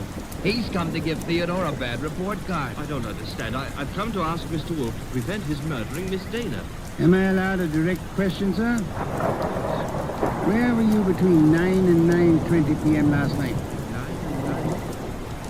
Why do you ask? You said I was permitted a direct question. Oh, I was walking in the park, as I remember. You make a habit of walking in the park? I have lately. I'm preparing for an important role in the forthcoming production. What's so important about last night? From your point of view, a great deal, sir. Last night, Miss Ilsa Dana was murdered. What? Mr. Goodwin here discovered the body. No. I'm afraid I must insist, Mr. Young. Well, why are you looking at me like that? Are you accusing me of... I have accused you of nothing, my dear sir. Well, now, look, you're making a mistake. Oliphant killed her. You may be sure of that. I have your word. I know him. He was trying to reform her. I wanted to make her a devout follower of his cult, the Seekers of Power. I heard him tell her to her face that if she refused redemption, he would see to it that she didn't live on in her wickedness. You could produce other witnesses? You know, in your own smart way, you're as detestable a character as I have ever had. All right. Let's everybody take 5. Yeah? Nero Wolfe? He's busy. This is Archie Goodwin. You'll do, Goodwin. This is Jack the Babe Hunter. Oh? How are you? Great. Except the cops seem to want to talk to me about some murder fandango because as I get it, you name my name. You got it wrong. I doubt it, and I'm coming over there to set you straight.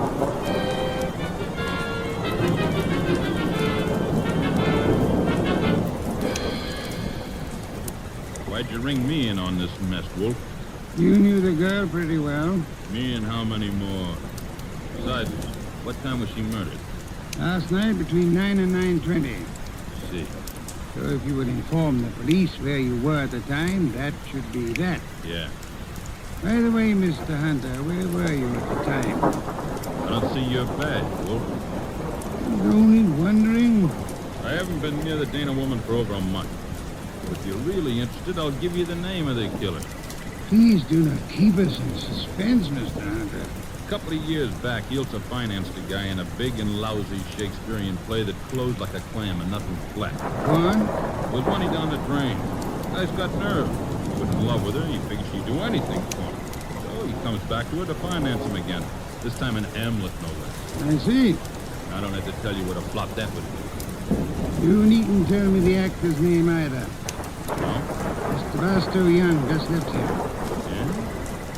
He's your man, Wolf. He got so sore when she told him she wouldn't toss any more moolah into his broken-down career, he went off his rocker and tore it down. The reason for thinking so? I met him on the street one day, and he started beefing to me with blood in his eye. That's all I could do not to punch him. The results might have been less fatal if you followed your instincts, sir. Good. This guy's built like a broomstick. He's weak as a cat. Hit him once, he'd crack like dry plastic. I see. What's on your mind? This man you're accusing of Miss Dana's murder, Mr. Hunter, he was very much in love with her. She was thinking about marrying him, he said. He said. Yes, he did. I heard him, too. He was talking to his skull cap. Ilsa wasn't going to marry anybody. No? No, he couldn't. Why couldn't he? Well, she just couldn't, that's all. So long.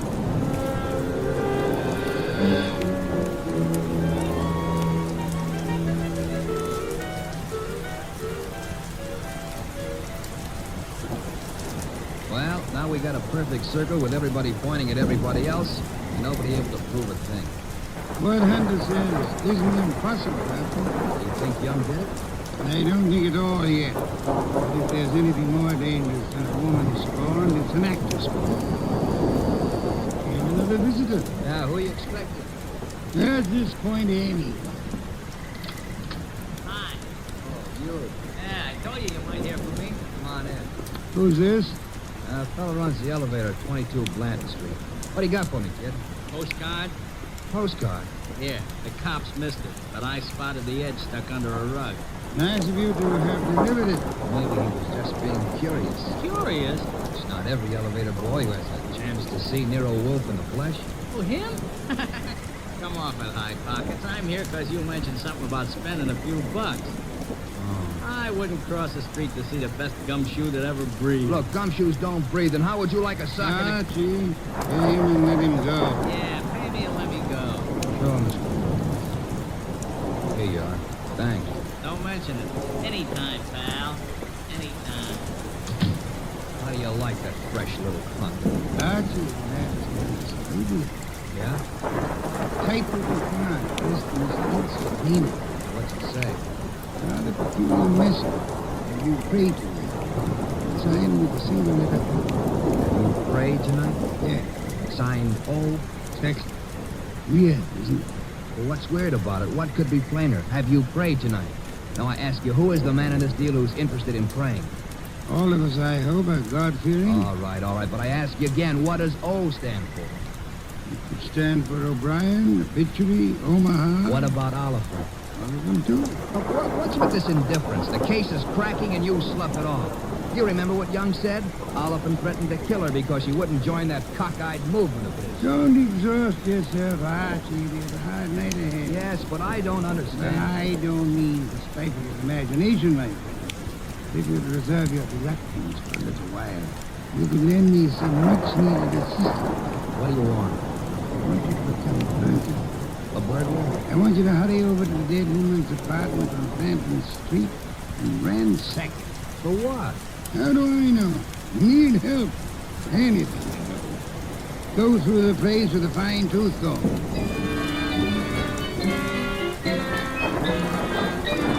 I tore the late Miss Dana's apartment to shreds, but I saw nothing. Then, just as I was about to give it up as a bum job, I noticed a little writing desk in the living room. Pried loose the lock and spotted something among a pile of papers that belonged to no well-to-do flat. It was a pawn ticket, lot 8N046, and the address was a pawn shop around the corner on 6th Avenue. It wasn't more than 90 seconds later that I walked into the joint and tossed the ticket across the counter. Oh, yeah, this one will redeem it. And fast, huh, Pops? That's nothing that's worth much, mister. No? Well, what is it? This? Small steel filing box. Anything in it? I don't know. Come to me locked, never been able to get it open.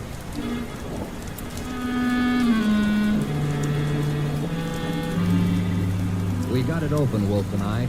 Smashed the front end with a poker.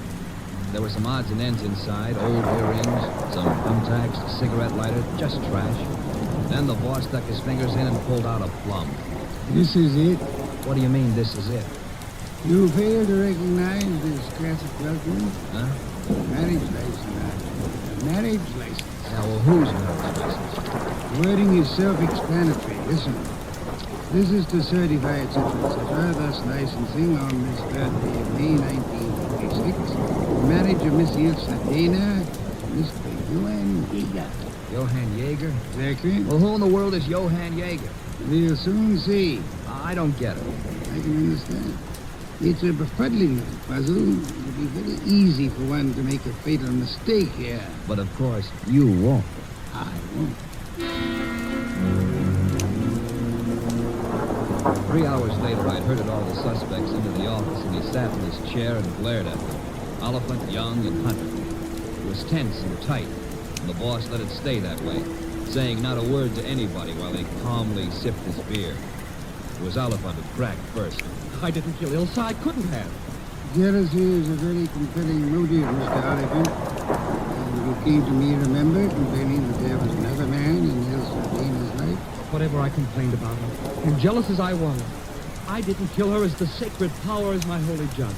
Being unacquainted with your sacred power, I'd have to ask you for a better authority. Sacred power? Oh, it simply wouldn't have been possible for me to have done it. Why not? Yeah, why not? Because I was at Mickey's Night Owl Club last night from 7 until 4 a.m. Contemplating the sacred power, no doubt. That can be proved, Mr. Oliphant? Let me call now. Let the head waiter tell you. Will you take your embarrassment as an indication that you're telling the truth? Hey, wait a minute. You can't let him off like that. Don't be bothersome, Archie. Yeah, but we got that card he wrote, the one about have you prayed tonight, signed with his initial. He didn't write that card, Archie. Now, look. And the O is not his initial, is it, Mr. Barstow Young? I don't understand. On the contrary, I am afraid you do. But for the record, I'll explain. Oh, Archie. Yes, boss? Hand Mr. Young that large red volume off the shelf behind Mr. Hunter's head. That's one, thank you. Now then, Mr. Young, you will favor me by opening the volume to page 1133. What? Open it, sir. Good. You will now count 6 lines down from the top and read what you see. You prayed. Thank you, Mr. Young. What the devil is going on? Mr. Young has just given us a reading from the tragedy. The line, have you prayed tonight, is spoken by the hero to the heroine just before he murders her. The name of the heroine is Desdemona. And the hero, as I'm sure you all know, is Othello. Othello? Yeah, the O was not Oliphant, Archie. Othello, I think, was a Shakespearean play which Miss Dana financed for our Mr. Young. And knowing she would recognize the quotation as well as the threat behind it, he sent it to her to warn her that he meant to murder her. You won't have the unmitigated gall to deny that, will you, Mr. Young? No, I don't deny it. Do I call the police? But I didn't kill her. The fact that I sent the card doesn't mean I killed her. Well, it'll do for my money. But not for mine, Archie. What? Mr. Young couldn't have killed Miss Dana. Why not? Because he lacks the strength to strangle such a healthy young woman, a champion athlete. Wide awake and full of fight. Rather frail business, we know. Smuggling Miss Dana with that fellow was no easy task. She struggled. Therefore, she clawed the wrists of the murderer. I'm sure that if you examine Mr. Young's wrists, you will find no scratches or scars. Here, let me see that. Go ahead. Well, Archie? Yeah, you're right. I was sure there wouldn't be. The person who actually killed Miss Dana was a powerful physical specimen. Yeah? Yes, Mr. Hunt. In all probability, a professional athlete. Muscular man in good condition. You pointing at me? Seems quite likely, doesn't it? You're out of your head. Am I? Yeah. Ilse Dana war Ehefrau. Nicht wahr? Jawohl. I mean... You said yeah, Mr. Hunter. And you meant yeah, yes. I asked you in German if Ilse Dana was your wife, and you in the heat of emotion answered me yes in your mother tongue. What's going on? Allow me to present Mr. Johann Jaeger, Archie. Him? I've known him since we first saw that marriage license. You see, Jack Hunter is the English translation of our friend's real name back in Germany. Where he comes from, Mr. Johann Jaeger. What do you know? So you proved nothing. Yeah, I was married to Ilse. Why, I said she couldn't marry anybody else. But he didn't kill her. She was my wife. I loved her. Oliphant told you were insanely jealous. What if he did? You know better. Do we? Sure you do. Ilsa told you herself over the phone that every word Oliphant said was a lie. Interesting. What is? How you could possibly know what Ilsa Dana told me over the phone? I haven't mentioned it to you or anybody else. Oh, well, you see it. I see most clearly, Mr. Yeager. You must have been in the apartment with her listening on the extension phone, or you couldn't possibly have that information. And it was only a few minutes after that telephone call that Ilsa Dana was smothered to death. I see. It's about time I said good night. Wait a minute, Yeager.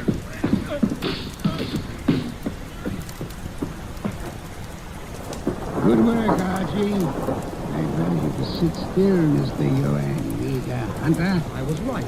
I told you we couldn't the killer. But why? I've only guessed at the story, reconstructed it, so to say. But I think you and Mr. Young are to be congratulated. On what, sir? On not having won your fair lady. You've always thought of her as a sweet demure society. But actually, she was a vicious person. That of the man who killed her, not worse. She tortured him cruelly for 4 long years. How can you say that about her? How can you doubt it, Mr. Oliphant? There must have been a great many men in her life. We know at least 2 definitely, you and Mr. Young. But she was in love with me. She was in love with me. I'm sorry to shatter your illusion. She was not in love with either of you. She was using you for her purpose. For what purpose? Tormenting the man she married. That was her preoccupation day and night. She delighted in terrorizing over him. One night in breaking a bull or taming a wild mustang. Do I come near the truth, Hunter? Yes. So I couldn't stand it any longer. I asked him why you married her. Why? Because I couldn't help myself. Crawled for her. I married her on the terms that nobody should ever know I was her husband. It was too good for me, she told me. That's my face, over and over. We belonged to different worlds. I was crazy about her, so I took it. Well, actually, you wouldn't believe. Oh, and goodness, Mr. I'm a very understanding man. The question is, will it really be? Matthews begin to learn immediately. Archie. Yes, sir? Phone for Inspector Kramer.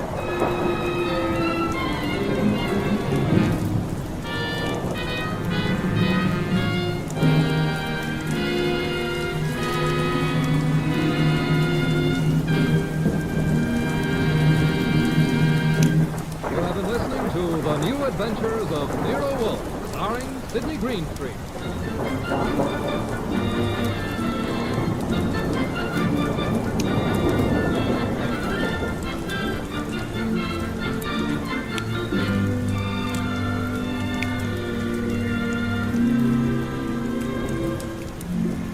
Tonight's transcribed story by Peter Berry was based on the famous characters created by Rex Stout. This is an Edwin Fadiman program produced and directed by J. Donald Wilson. In the cast were Herb Ellis as Archie Goodwin, and Lee Millar, Marna Keneally, Larry Dobkin, Barney Phillips, and Jerry Housley. Next week at this same time, Nero Wolfe and Archie will bring you The Case of the Headless Hunter. Don Stanley speaking.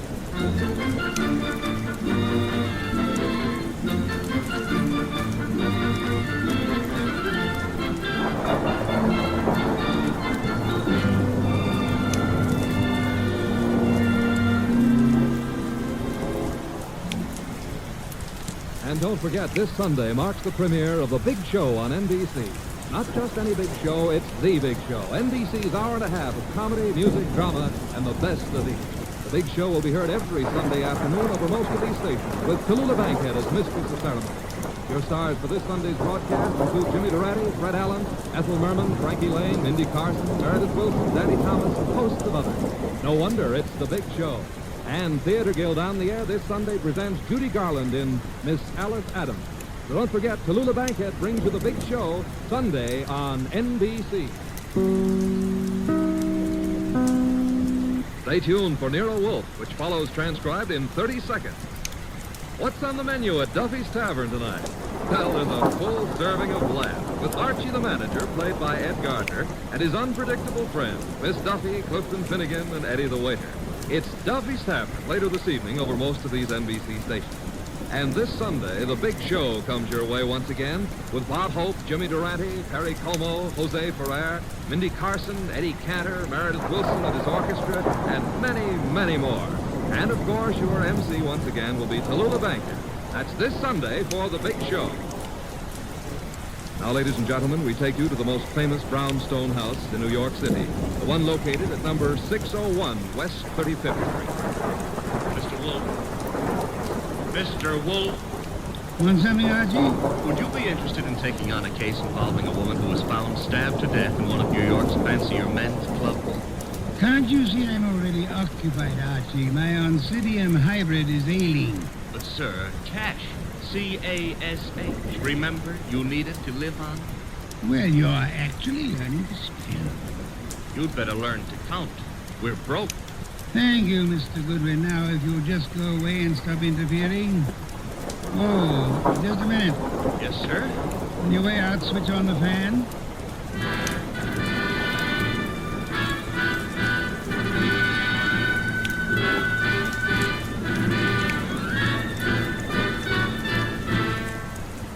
Yes, ladies and gentlemen, it's that one and only man of mood, the most famous detective in modern fiction, that corpulent, orchid-raising, beer-drinking gourmet who also happens to be a genius.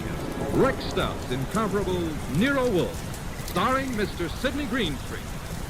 Tonight, Nero Wolfe's long-suffering assistant, Archie Goodwin, tells us of the case of the careless cleaner.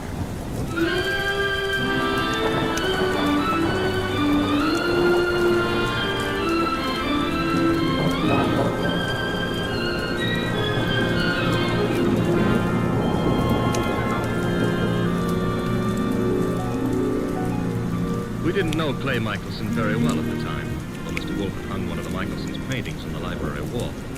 But then I guess we should have considered ourselves lucky not to have known him or his wife, Fila. 2 weeks ago, they had a quarrel. Oh, Clay, darling, I didn't expect you home so soon. I'm going to the museum to see the Van Goghs. I decided not to, Fila. Oh. Well, if you plan to beat this afternoon, I'll get out of the studio. I want to run some errands anyway. Why don't you make your phone call from here, Fila? Phone? Who is it? He? Who are you waiting for this afternoon? Please, Clay, don't start that jealousy routine again. Don't try to kid me. You're being stupid, Clay. I'm stupid, all right, but I'm getting wise pretty fast. Through, Fila, I've had enough. I'm leaving you. So stay out of my way and keep your boyfriend out of my way, too, whoever he is, or I'll kill him.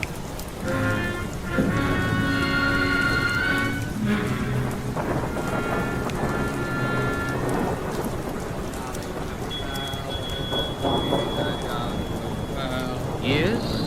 What can I do for you?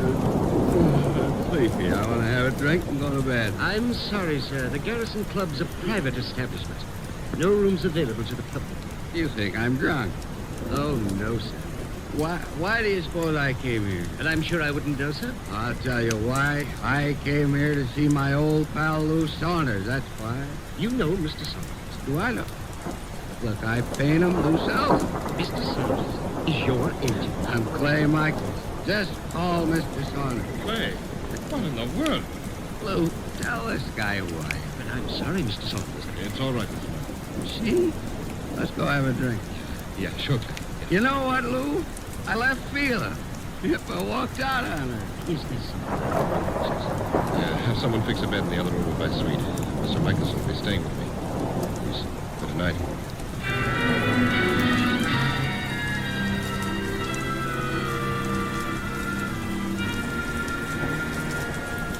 Mr. Wolfe, Yes, Archie? it's Friday. Good. Fish for dinner, then. No, I was not referring to dinner. Why not? I think this is nothing more interesting at the moment. Oh, I can. My Of salary. course, according to the Julian calendar. We're on the Gregorian, so let's stick to it. Today is Friday. Today I get paid. Archie, there's a drop. Oh, don't exaggerate. You can't be getting the cold shutters just because I'm asking for my money. I can distinctly feel fresh air flowing into the room. If possible, I might have opened the window 6 inches. You're insane. Shut it at once. Nope. You trying to blackmail me? Think it might work? Never. And the window stays open. You're fired. I accept your offer. All you have to do is pay up. I've hired you again. Mr. Wolfe, you've cleaned out the bank balance again. Well, that is... Well, had you seen those Miltonians? Would I have voluntarily given up my paycheck for them? Orchids are very beautiful, Mr. Wolfe, but blondes are... The door, Archie. I am unemployed. And you'd meet the client, and if it is, and we can extract the fee. You follow me? I'm already on my way to the door. Mr. Wolfe, I've got to see him at once. Well, come in. Mr. Wolfe, this is... My name is Sanders, Mr. Wolfe. We've met before. Yes, I remember. As a matter of fact, you saw me a painting of Michelson. Yes, well, that's why I'm here. It's about Michelson, Mr. Wolfe, that I've come. Frankly, I think the man's about to go mad. He and his wife have split up, and such a splendid artist, too. I don't know what to do. He's drinking like a fish. For 2 weeks I've been letting him live in part of my suite at the Garrison Club. He's just steadily getting worse. You try a hospital? I can't. Publicity. Mr. Wolfe, Clay admired you so that time we all had dinner after the painting transaction. I thought maybe you could talk to him. Maybe you could get him on his feet again. Not a doctor, Mr. Saunders. But I'm sure he'd listen to you. Excuse me, Mons. Nero Wolfe speaking? Inspector Kramer. Good evening, Inspector. Got a guy called Lou Saunders at your place? Garrison Club said he'd gone to your place. Yes, he's here. We'll see to it that he doesn't leave until I get there. Hardly do that, Inspector. I have no reason to detain Mr. Saunders. There's plenty of reason. It so happens a woman's just been murdered in his suite. Murdered? Yeah. A Miss Hilda Lundgren. What's happened? Now, will you hold him? Do you know a Miss Hilda Lundgren, Saunders? Hilda Lundgren? Never heard of her. Seems to have chosen your suite to be murdered in. I'd better get right over there. Mr. Saunders says to tell you he'll be right over, Inspector. Now, listen, Wolfe. Good day, Inspector. Murdered in my suite. Mr. Wolfe, you've got to come with me. Mr. Goodwin will accompany you after the formality of the retainer, Mr. Saunders. Oh, anything you say. Here, I'll write a check. Good. 500. 500? My friend and assistant, Mr. Goodwin, will go with him. I have great confidence in his ability to bring back every detail of a murder, particularly where a woman is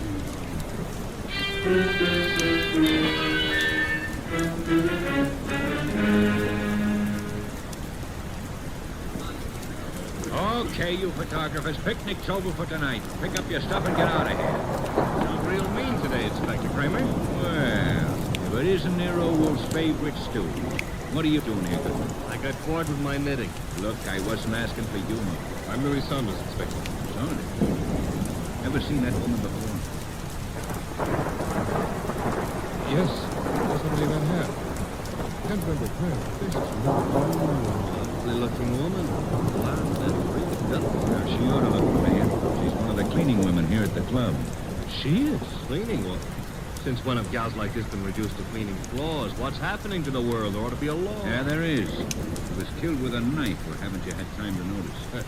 That's not a knife, Inspector Kramer. That's one of Clay's Chinese letter openers. He used... What was that? Nothing at all. Yes, it is a strange knife. What were you saying, Mr. Saunders?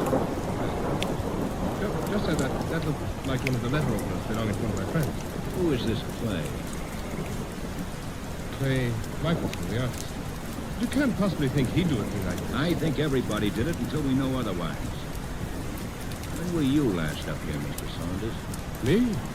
Just a little while ago. I changed my clothes just before I went to see Mr. Wolfe. She wasn't here then? I don't know. I didn't come into this room, just in my part of the suite. Your part? Who occupies this room? Mr. Michelson. They're staying with me. Strange wound, no blood. What do you think you are, Goodwin, a medical examiner? No, but Yeah. The killer probably wiped the blood away. Saunders, have you any idea where your artist friend might have run off? I haven't seen Clay all afternoon. He spends a lot of time down in the bar. He'd hardly sit in a bar if he's killed somebody. Why would he pick on the cleaning woman? Oh, this is no ordinary cleaning woman. Get a load of that figure. Watch it, Goodwin, watch it. You'll have to stretch your brain. But you're wrong. In spite of everything, Clay's still terribly in love with his wife. He wouldn't... Yeah, who's this? Clay. We're your friends, Luke.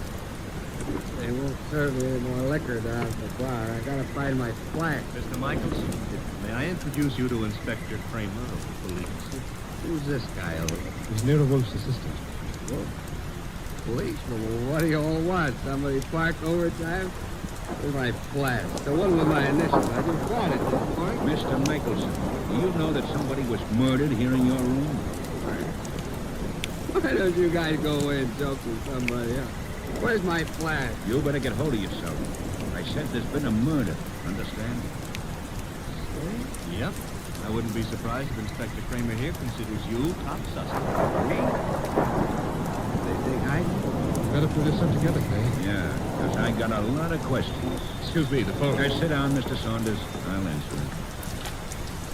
Hello? Hello? Hello? This is Fila. Who is it? This is Inspector Kramer. Hello? Hello? Who is Fila? Anyone know? Well, that's my wife. Your wife? I want to speak to her. Come back here, Michelson. Let me alone. You're not going anywhere. Now stay back there. You're wrong, Inspector. I am going somewhere. Junior's got a gun. Yes, Inspector. You should be more careful about your gun when you shove people. Now, look, Mr. Michelson, I'll see Mr. Wolfe myself. Stay back, Inspector. You haven't a chance. We'll nab you before you get a block away. Well, then I'll just jerk these phone wires. Yeah. And I'll lock the doors. That should hold you long enough. Good night.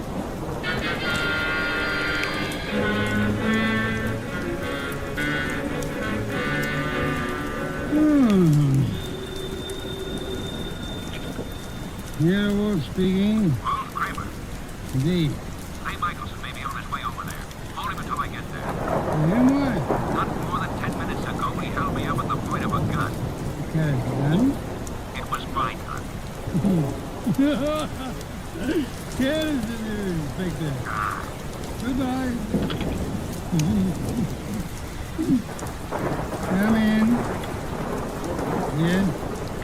My name is Clay Michaels. This is not expecting. You've got to help me. They think I'm murdered. Shouldn't run away from me. I've been drinking a lot, but I wouldn't murder anyone. Fela'd tell you that. Your wife. You see the model in that painting of yours I purchased? What difference does that make? I tell you, they're after me for murder. You obviously loved your wife deeply at the time you painted her. Here you are, Mr. Wolfe. It's Michelson. Clay! Good Lord, man. The police are on their way over here. He came to my help, Mr. Saunders. Glad he did, Mr. Wolfe. But we left Inspector Kramer talking from the phone booth. He'll be here any minute. And you have only a minute to decide why anyone would want to kill a cleaning woman. I didn't kill anybody. She was a beautiful woman, Mr. Wolfe. I gather that, Archie. You are really interesting. She was stabbed with a letter opener from Mr. Michelson's house. Which might add Mrs. Michelson to our suspect list. Fila? You can't suspect Fila. You're very gallant, Michelson. Just how was this beautiful young cleaning Miss London stabbed? In the heart. Her eyes were wide open, pupils dilated with shock. Details later, Archie. Kramer will be here shortly. At the moment, I would like to know where everyone was. Well, Mr. Saunders was here with us. I don't know where Mrs. Michelson was, but I could go see her and find out. No, only Mr. Mr. Michelson, where were you? Me? Why? I'm not sure. I can't seem to remember. You probably what we would call helpful. I was drunk. Maybe I went to Fila's. I've been over there lots this week trying to talk to her. I must have gone over there. Have you ever seen the murdered woman before? No, I never saw her before in my life. I've seen her before, Mr. Wolfe. Indeed, Mr. Saunders. I seem to remember your earlier statement to the contrary. Well, I didn't know her name, but when I saw her, I remembered her. I understand she was quite an alcoholic. Unfortunate woman. Beautiful. Well, look who's here, Inspector Kramer. Here you are, Michelson. And as usual, you didn't have the courtesy to ring the bell, Inspector. And give you a chance to get this guy out of here? Nothing doing, Wolf. Now, come on. We're going to head. Mr. Wolfe, you can't let him take me. I didn't do it. I'm afraid there's not much I can do about it, Mr. Michelson. Come on. You come along too, Saunders. I got to get a statement from you. Of course. This way. Come on. I just got an angle. Really, Archie? Sure, it's simple. Saunders been going for this beautiful cleaning babe. Clay worms in. Saunders kills him. Perhaps there was jealousy somewhere in this case, Archie. Yeah, Wolf speaking. It's Fila Michaels.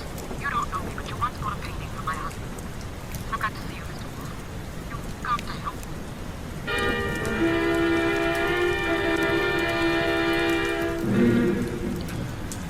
me. This is my Michelson, have some of this delicious beer. Another can, Archie.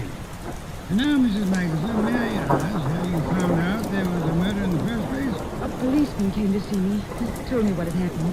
But they were looking for Clay. I don't know what to think. He's temperamental, he's jealous, and sometimes violent, but I can't imagine living like this, not maybe some of those friends of his, but... You don't care for your husband's friends? No, they all live off him. They're leeches. Mrs. Michelson, did your husband come to see you this afternoon? This afternoon? No. Quite positive? Yes. That was his alibi for the time of the murder. He said he went to see you. Of course, she was fuzzy, usually effects of alcohol or brain cells, but... Mrs. Michelson, might I be a little indiscreet for a moment? Indiscreet? Have you been seeing some other man? I don't know what you're talking about. Please, Mrs. Michelson, I'm afraid your face gives away. I thought we were here to talk about a murder, Mr. Wolfe. Indeed, but your husband's jealousy might well fit into that category. Clay imagine things. You're a very beautiful woman, Mrs. Michelson. Now, if you will try telling me the truth, perhaps we can come something. But I tell you... All right. So I thought I was in love with him. Your husband suspected but didn't know. No. Clay didn't know. He wouldn't give me the horse. No. You sound as though you want your husband back. I did. Didn't even know where he went. Indeed, Mr. Michelson. Archie informs me that the murdered woman was quite lovely. What are you trying to suggest? Said yourself you wanted back. Yeah, one woman jealous of another, that's always murder. Why, that's stupid. Clay wouldn't play around with a maid. That's stupid. Clay loves me. I'm not jealous of anyone. No one, do you understand? Archie, you seem to like the home. Yes, sir. Thank you. I can find my own way. I prefer Archie took you, Mrs. Michelson. You might help, wouldn't you? Thank you. Thank you, Mrs. Michelson. If you will just wait outside for a moment. What have you got in mind, Mr. Wolfe? Try exercising your own judgment just once. You mean she's the one who's jealous? Perhaps, Archie. Perhaps she may want us to think she is. Perhaps she actually doesn't want her husband back at all, only to pin a murder on him. You see, in this case, it would be simpler than divorce. Yeah? She might, Archie. But then she's a woman, so don't tell her anything. She might even be telling the truth.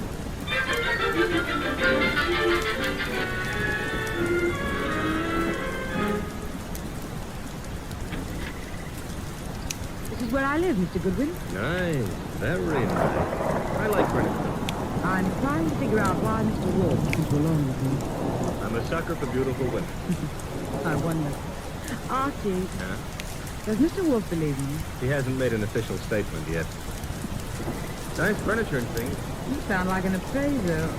Or someone looking for something. That's because it's November. Mr. Wolfe sent you to search my apartment. Would be wrong. What's the matter now? I thought you said your husband hadn't been here today. He wasn't. And what's his flask doing among these papers on the desk? Very prettily decorated with his initials. He was looking for it at the club. Flask? I don't know what it's doing there. Yeah, sure. You're trying to help, Flynn. Right into the electric chair. His only alibi was his being here this afternoon, and you said he wasn't. Then what is his flask doing here?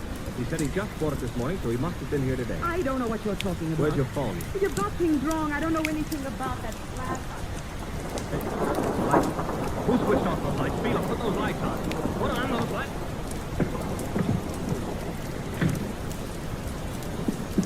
All right. It's the lights. That flask gone.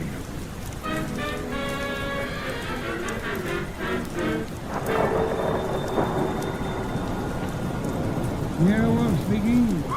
Where's Wheeler Michelson? Wheeler? That's whom I tried the lost and found, Inspector. Oh, look, I know she was over at your place. I thought you were interested in Clay Michelson. Well, I let him and Saunders go. They're clean until I get the medical examiner. Oh, when will it be ready, by the way? That autopsy takes time, you know that. Where's the Michelson? I believe she had a date with Art. Why do you want it?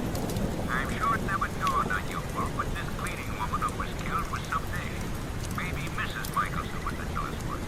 Your thinking is beginning to bear an amazing resemblance to Archie's, Inspector. Don't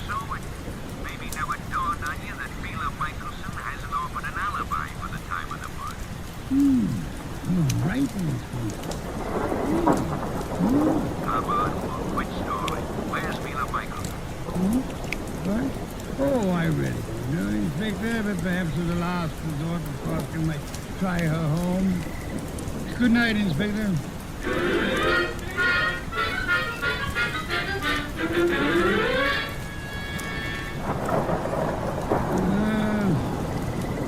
Inevitable.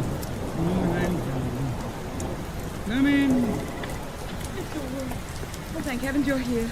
I always am. Where's Mr. Goodman? I don't understand how it happened. I swear I don't. What happened? I haven't got any idea how it got there. Good where? Calm down, Mrs. Michelson. Just what? Clay's new flask. Pure Assistant Archie. He came home with me, and that new initial flask was there. He thinks Clay was there this afternoon, and I'm trying to frame him with something. Oh, here you are. She's here, therefore. This is our gal, Mr. Wolfe. She's been lying right down the line. I tell you, Clay wasn't there. Then why did you give me this clout on the head and grab the evidence and run? I didn't hit you. I ran, but I didn't hit you. And I didn't take that flask either. Oh, next thing she'll say there wasn't any flask. Stop gaping at Mrs. Michelson, Archie, and open the door. Yeah, sure. Well, let Clay and me go. What are you doing here? After your visit this afternoon, Mr. Saunders, she decided to come down and see me. After my visit? What makes you think I was a Phoenix? It was Mr. Saunders, not your husband, who came to visit you this afternoon, wasn't it, Mrs. Michelson? I don't have anything to do with Mr. Saunders. Then might I ask why you called him today? I wasn't calling him. I was calling Clay. You told me earlier yourself that you didn't know where Mr. Michelson was. All right. So what if it was Mr. Saunders who came this afternoon? As he has for many afternoons. What are you trying to get at, Mr. Wolfe? Saunders? He and Phelan? Yes, Archie, Mr. Saunders, the artist's friend and agent, happens to be the one who was making the fool of the artist. But that's all over. I told him. That's what I was talking to Mr. Saunders about this afternoon. I didn't want Clay to know. Clay would never have come back. All right, Phelan. I admit it's not murder. I suggest that it is, Mr. Saunders. I suggest that one of you two murdered the cleaning woman. Whichever one of you carelessly left the whiskey flask and peeled at the party. This is murder, Mr. Wolfe. Not a joke. Not at all a joke. You see, our cleaning woman was not murdered with the knife found in her body. She was poisoned. What do you mean? Not by the knife? Poison. She undoubtedly drank from Michelson's flask while she was working in his room at the Garrison Club. But she was stabbed. True. However, Miss Lundgren was an alcoholic. Saunders mentioned that, and I checked with the club manager. But how does that prove there was poison in the flask? That she was poisoned? Archie, would you mind repeating your description of the dead Miss Lundgren? First, as to the wound. Okay. There was no blood. Someone advanced a fantastic theory about wiping the blood away. Now, Archie, the description of the body of Miss Lundgren. I mentioned the fact that her eyes were wide open, the pupils were dilated. Hey, dilated pupils? Yes, Archie. The lack of blood had already made me wonder about the entire affair. When you added the dilated pupils... What's special about dilated pupils? In death, that is a common symptom of poisoning by a certain vegetable drug of considerable potency. What was the point of stabbing her? The poison did the job. However, the killer later used the letter knife in an effort to deceive the police. Now, I very unhappily forgot that the dead don't bleed. I think you're guessing, Mr. Wolfe. Am I? All I can say is that I was at the pool in the early afternoon. You're very certain you were at the crowd pool? The murder was committed, Mr. Saunders? Certainly. From 1 until 3. Excuse me, please. Wolf speaking. Inspector Kramer, medical examiner's report just came in this minute. And get a load of this with it. The dame didn't die of stabbing at all. I know. You know? She died of drinking a fatal dose of poison known as deadly nightshade. What? How do you know that? Inspector, do they know what time she died? Time? The medical examiner says 2:30. Thank you, Reggie. Oh, incidentally, if you care to drop over here, you may pick up the murderer. Goodbye. I heard him, Wolf. She died at 2:30. As I told you, I was in the pool at 2:30. Which is exactly how you prove yourself a murderer, Mr. Saunders. Oh, I proved myself... Even the police didn't know what time she died. Until just now. And the body wasn't found until the evening. How did you know she died between 1 and 3? I didn't know, but... You probably were at the pool at the time. The maid drank the poisoned whiskey you put in the flask of your friend Clay Michelson. I tell you, you're crazy. You planned to get rid of Clay, who stood in the way of your marrying Sheila. When you came back to your room at 3 and found that the maid had drunk it instead, you stabbed her with Clay's liver to cover up the real cause of the murder and throw suspicion on Clay. This is nonsense. Ridiculous. And then, when you learned that the woman for whose love you were willing to commit murder was through with you, you took Michelson's new flask to Peter's home, confident that it would be found there. Yes, and he attacked me and stole that flask again in order to make it look like Sheila had done it. Exactly, Archie. Mr. Saunders, the chances are that your fingerprints will be found on that whiskey flask. And they'll be able to trace the poison to wherever you purchased it. The chances are... Oh, no, you don't. Careful now, all of you. Guns bore me, Saunders. Oh, yeah? I'm leaving. Elaine! Yes, Mrs. Michelson, your husband has been there for some time. Clay, are you all right? Yeah, I'm all right. Well done, Mr. Michelson. I think you proved that an artist's life won't be but safe. I've been an awful fool. Mr. Michelson, you might remember for the future that unreasoning and unjustifiable jealousy sometimes creates the very conditions that fear. You have been very kind to me, Mr. Wolfe. How can we ever thank you? By prompt remittance of your check on receipt of my bill in the morning. Good day, Mr. and Mrs. Michelson. Good day, Mr. What's the matter, Archie? Lum. Yeah. I always have the lousiest luck. Meaning? A hectic case with two beautiful dames. Michelson gets one, the Undertaker gets the other, and what do I get? Hey, that reminds me. You got a fee. I get paid.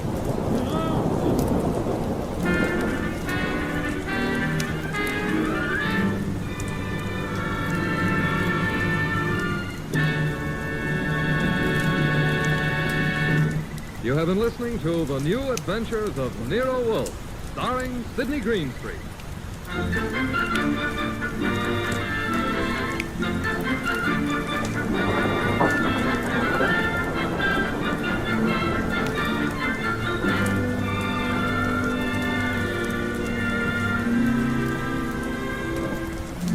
Tonight's transcribed story was written by Cheryl Hendricks and based on the famous characters created by Rex Stout. This is an Edwin Fadiman program, produced and directed by J. Donald Wilson. In the cast were Larry Dobkin as Archie Goodwin, and Betty Lou Gerson, Howard McNear, Dan O'Hurley, Vic Perrin, and Bill Johnson. Next week at this same time, Nero Wolfe and Archie will bring you The Case of the Beautiful Archer. Don Stanley speaking.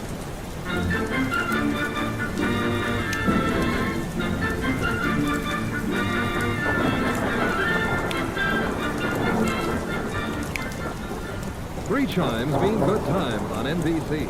There's fun and laughs with the chimes later this evening when Ed Gardner stars in Duffy's Tavern. As usual, Duffy won't be there, but Archie the manager will definitely be on hand to spread his whimsical advice where it'll do the most damage.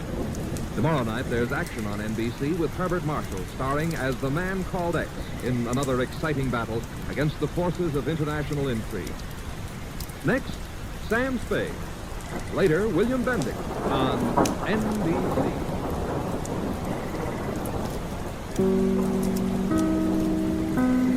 There's a full serving of laughs on the menu at Duffy's Tavern tonight with Archie the Manager, played by Ed Gardner.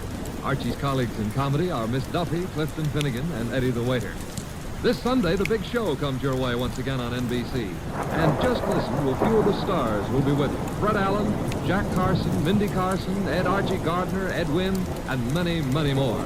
And of course, your MC will be Tallulah Bankhead. Listen Sunday for The Big Show. Ladies and gentlemen, that phone bell means exciting adventure. Hello? Hello. The handsome young man answering his phone is Archie Goodwin.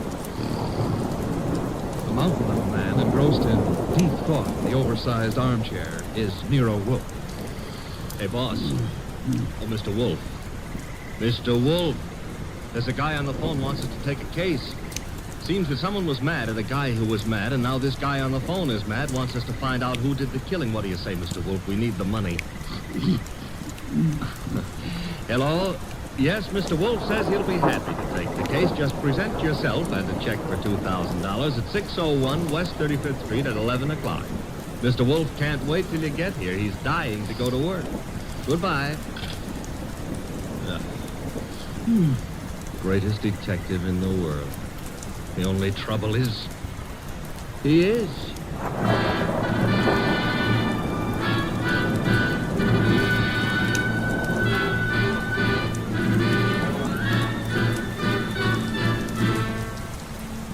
Yes, listeners, Archie is so right. He is the greatest detective in the world. And the fattest, and the least energetic. He's Nero Wolfe, created by Rex Stubb, brought to you over this NBC network in a new series of adventures by Mr. Sidney Greenstreet.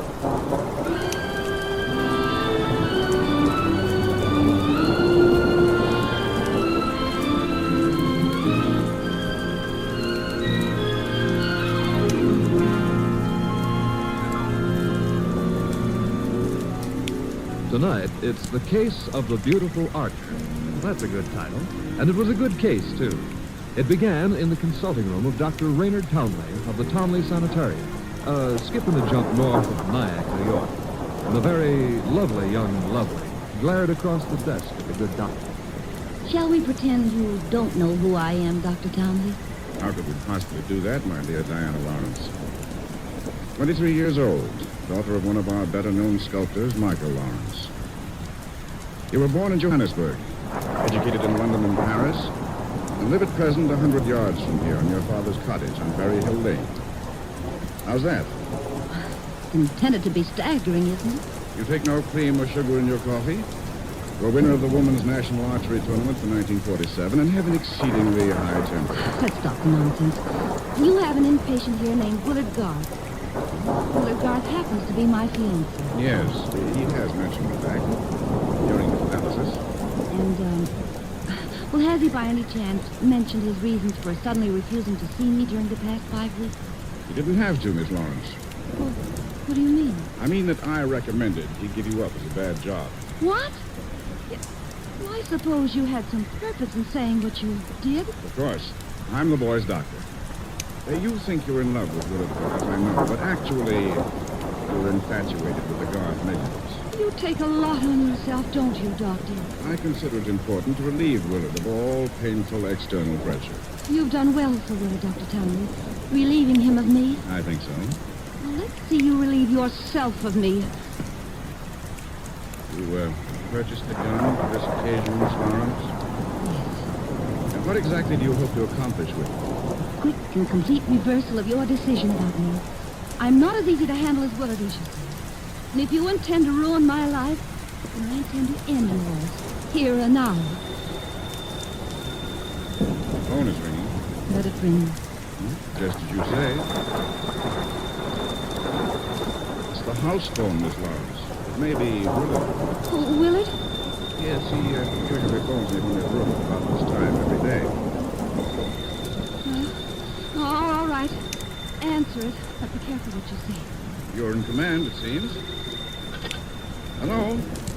Oh, why, hello. I thought it would be you, Willard. Look, my boy, Diana Lawrence is here. I've had a talk with her, and I've reconsidered my opinion. Yes, I'm quite serious. If you're at all sensible, you see her regularly and plan on a marriage as soon as you're discharged. Yes. Will you do? Very well. I'll see if she'll talk to you. Miss Lawrence? Yes? Do you want to speak with it? Right, give me the phone. Of course. Here you are, and I'll take this gun. There we are. Now, stand away, Miss Lawrence. But Willard's on the phone. Willard's not on the phone. No one's on the phone. The ring came from the push-button bell under my desk here. Sometimes I find it convenient to interrupt my consultations with the phone call. You're smart, deceitful, self-sufficient. Murderer is a vexatious business. You'll be grateful for me one day. All right. Give me my gun and let me go. Well, I'm afraid it stays with me. Here in this Madonna cabinet. I'd scarcely feel justified in trusting you with it. And now, with your permission, or without it, the interview is ended.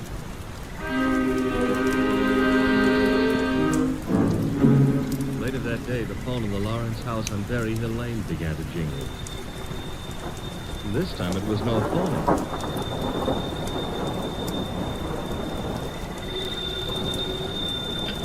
Hello? Diana. Yes?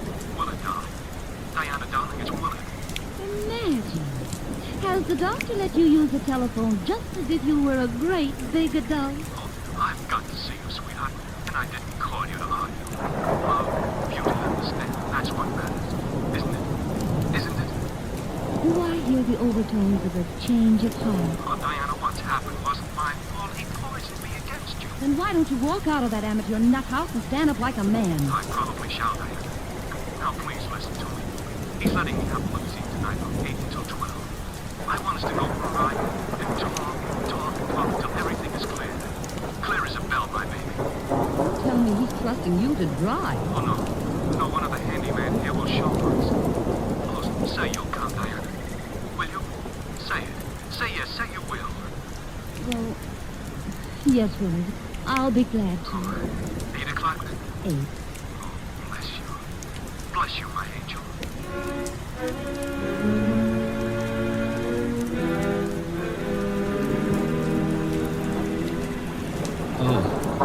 Oh, so that's it. You want my father's money. That's what you love, not me. Willard, the chauffeur will hear you. It's the way Townley says it is. He's right. He's right. Why did I let you talk me into this? A fool I was to have come at all. You're sick inside, Willard, so utterly, hopelessly sick. Oh, so now I'm hopelessly sick. Yes, you are. You're trying to confuse me. Take advantage of, wind me around your finger. Just because I love you too much. That's it. That's my illness. Of course, I see it now. You're the thing I must get rid of. You with your beautiful, beautiful face and your twisted values. You're at the bottom of all my agony. Willard! I'm saving myself. I'm saving myself. Once you're dead, the sickness is ended. I'll be safe. I'll be safe. I'll be safe. Willard.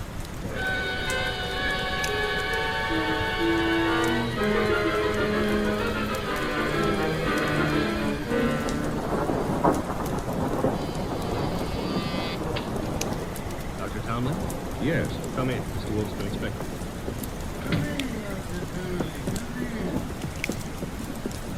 No, Jim. Thank you, Mr. Wolfe.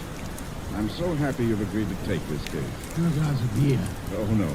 Never at this time of the morning, thank you. Well, Doctor, the newspapers checked what you told me. The girl and young guys went out for a ride in your limousine last night. The car was driven by one of your handymen. But that's right. Haynes, his name is. And they never came back. Young Garth was found dead in the car with 2 bullets in him. Girl was gone, and also Haynes, the handyman chauffeur. Correct, sir. Have you any idea where he could be? No, sir. And the young lady, tell me about her.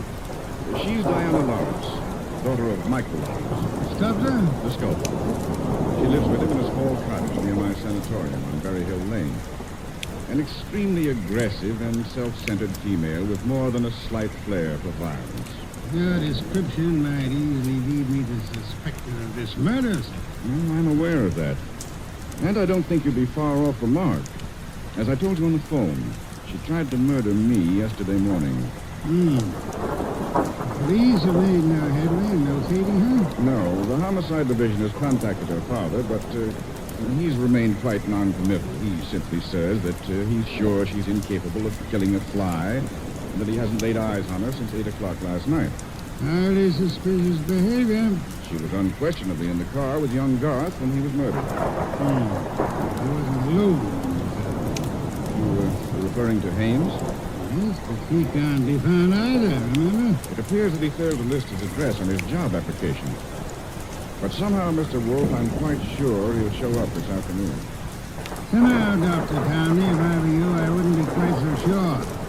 We must begin by facing the initial problem of locating our suspects. Archie. Yes, sir?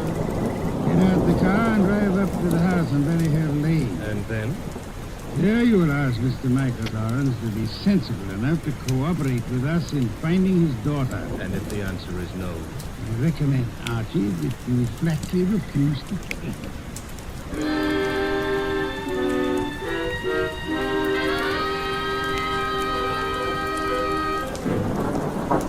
Mr. Lawrence was no simple baby to handle. He was in the studio when I walked in, chiseling on a statue of a boy and a girl, both wearing less clothes than the law allowed.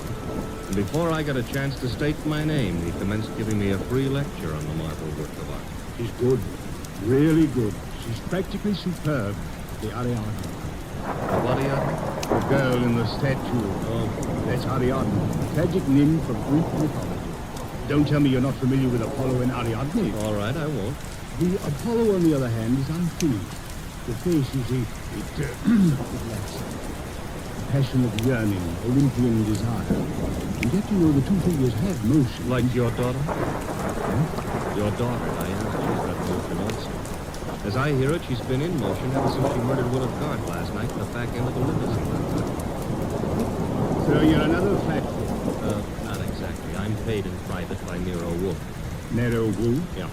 You don't mean that a creditable man like Wolfe thinks Diana too young? Well, he'd like to talk over the possibility with her. How laughable. Look at that face. Is there anything of the murderess in a face like that? In a face like what? Oh, I'm sorry. Diana posed for the Ariadne. And the likeness is exact. You think a girl of this type, classic, sensitive, civilized, could descend to the clumsy, brute level of murder? Well, it's a little hard to imagine. There. Even you agree with me. On the other hand... Shall we discuss the other hand over a cup of coffee? I'm private guest. If you insist. I do. Sit down and inhale the atmosphere of culture and soups. There's a pot warming in the stove. Pot of what? Coffee or culture? Let's see.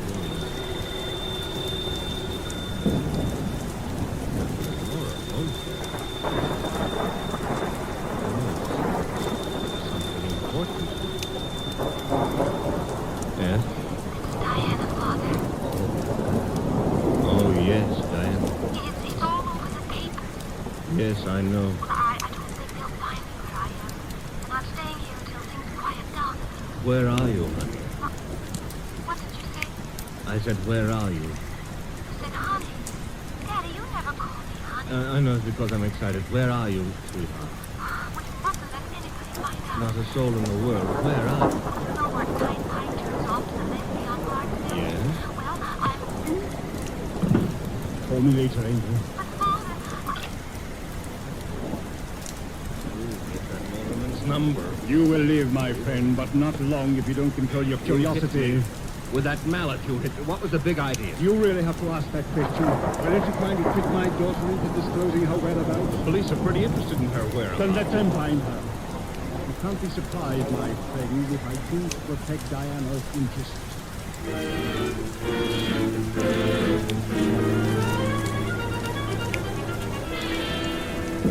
So he's working on an Apollo and Ariadne, is he? Who cares about Apollo and Ariadne? The point is how he worked on my gourd. But of course he's unfortunate. You hear that, please? Hello? Inspector Kramer. Hold it. For you? Here.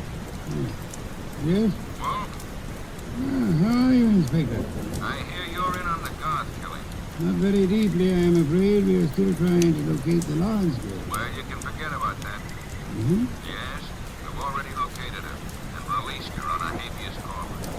Sounds interesting. Her father had a lawyer on our heads before she was in here 10 minutes. Too bad you couldn't have held on to her. I don't know. I'm not so sure we want her. Why not? Well, first of all, it's not likely she did it. No? No. Ballistics stated that the bullets that killed Willard Garth were not fired from point-blank range. She was sitting beside him on the back seat. I see. Also, we found the murder weapon in the grass near where the limousine was parked, and she admitted it was hers. That sounds like a poor reason to release her. Well, the point is she wasn't in possession of the gun when the killing happened. At least so she says. No, who what? That doctor, What doctor? Townley, guy who runs that sanitarium. According to her, he took the gun away from her for safekeeping at noon yesterday.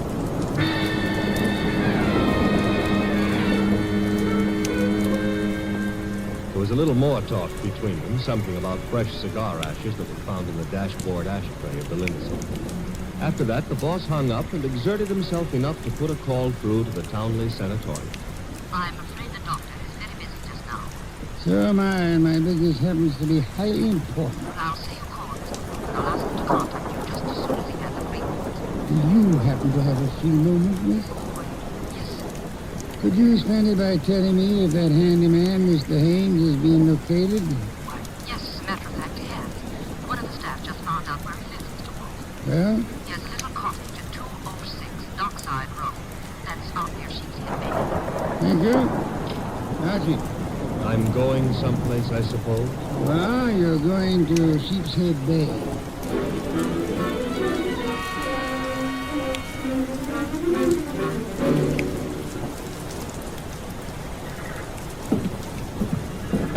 Hello there.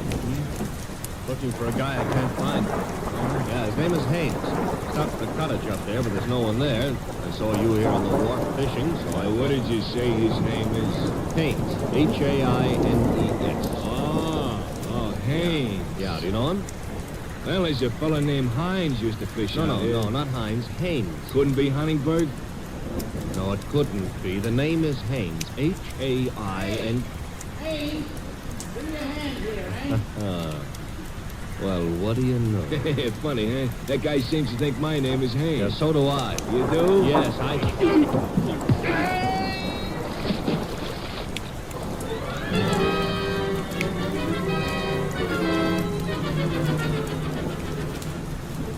I got back to our house soaked to the skin and minus Haynes, and just in time to see the boss in the exhausting process of walking across the room to answer the phone.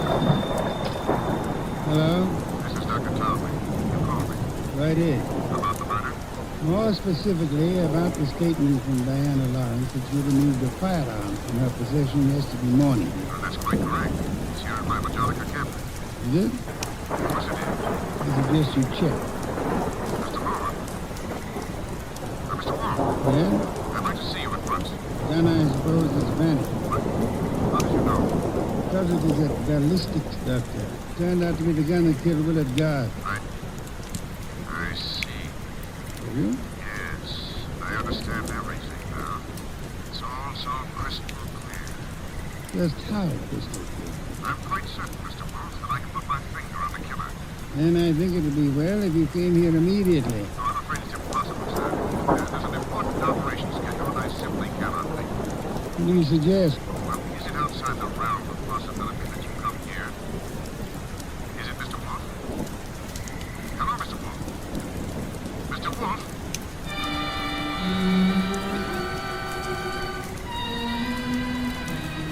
When my boss has to leave the house, it's a major tragedy. Sometimes he rages, sometimes he curses the whole detective business, lock, stock, and barrel. And sometimes he keeps very quiet and grips the side of the car desperately and tries not to inhale any fresh air. This was one of the quiet times. Just go slowly, Archie, but get there as quickly as you can. Oh, you don't want a chauffeur, Mr. Wolfe. What you need is a magician. Keep your eye on the road and don't strain yourself to make superfluous witticisms. Why don't you try relaxing a little? I hear there hasn't been a man-eating tiger sighted on the Sawmill River Parkway in the last 500 years. Your liberty is out of order. Don't try to make light of a deplorable situation.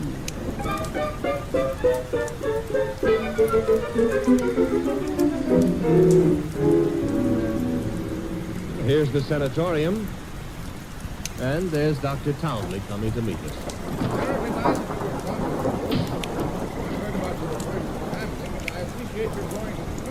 Don't mention. Oh, Archie, help me out with my other arm. There we are. Now, calm down. You're all in one piece. I think you'll find the trip highly profitable, Mr. Wolfe. You consider it time very well. Hey, what's the matter? What is it? What happened? He's been shot. Highly likely there wasn't a sound. This kind of shot doesn't make a sound, boss. What do you mean? Better take a look for yourself. There's an arrow in his back, and he's dead.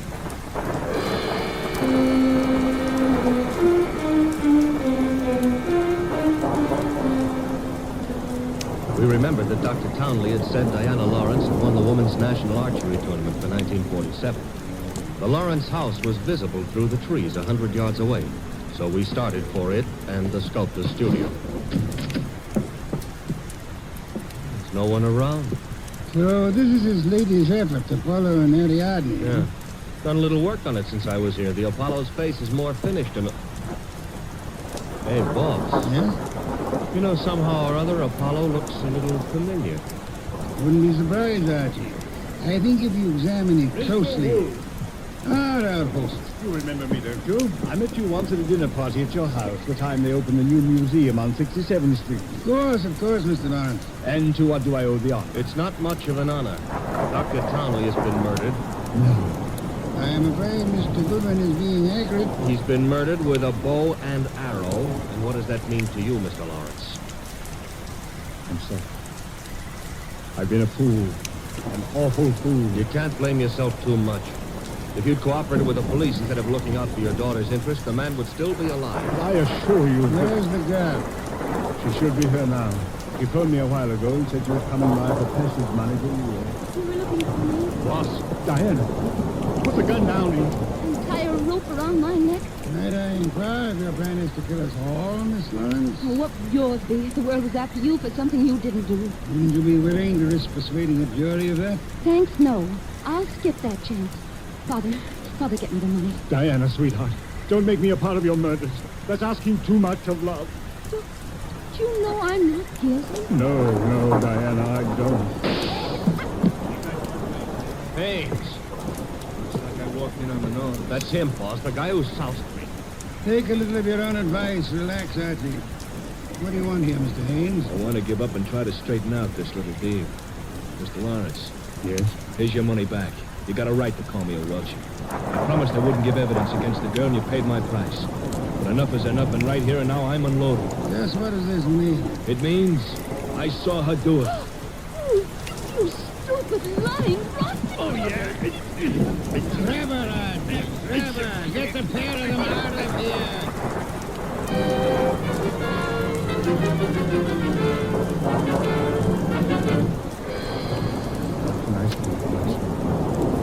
What can I do? I'm sorry, Mr. Lawrence. It's not necessary to reach your heart out. Many fathers before you have done their best and failed. But I had a special duty toward Diana. Special duty? Yes. Well, you see, you'll find it out sooner or later, so I'd best tell you now. I'm not her real father. I adopted her 9 years ago when she was 14. I should never have done it. I realize now that I wasn't equal to the task. Well, it's not lost yet. I may not convict you, you know. Eh? I said they may not convict her. How could they fail to convict her? She killed Garth, didn't she? Did she? She shot him? But the gun was in Townley's possession. She could easily have stolen it. She could have broken into his office later. It wasn't locked. What wasn't locked? The Majolica cabinet. I mean... I believe you mean what you said, Lawrence, the Majolica cabinet. But for the life of me, I can't see how you could know whether it was locked or not, unless you had the experience of opening it. Could it be that you went looking for the gun yourself after Townley said he had confiscated it? That you killed Townley with a bow and arrow, which you handle as well as your daughter, because he was just on the point of telling me that you knew where the gun was, and that you were the likeliest murder suspect? You must be mad. Oh, sir, not I. But you are mad and more than a little. You hated Willard Garth. It was you who were making the marriage impossible. You loathed him, and in the end, you killed him. How could I have killed him? I'll tell you a little secret, Mr. Lawrence. Police found cigar ash in the Ashford tray of that car. Chemical analysis showed that the ash was from an Eldorado cigar. What have you got in your left hand, sir? In my... an Eldorado cigar. In my right hand, a Derringer. Powerful and admirable little weapon, Lawrence. I suggest you show proper respect for it by dropping all this here and now. You don't wish to hear me say the rest, that you were horribly in love with Diana, your own adopted daughter? In love but hopelessly, eternally frustrated? You begrudge me the triumph, accusing you of having tried pains, to let you take his place at the driver's seat of the limousine, and further bribed and threatened him into putting on his show of merry pranks and false confessions to confuse us all beyond measure? You said I loved Diana. Would I do all this to her if I did? Oh, but of course, such love as yours is really hate. You were content to see her dead rather than relinquish her. Like all miserly and small-hearted men, you would rather kill the thing you love than muster the generosity necessary to seeing it attain happiness. That's enough out of you. I should think it is much too much. It is.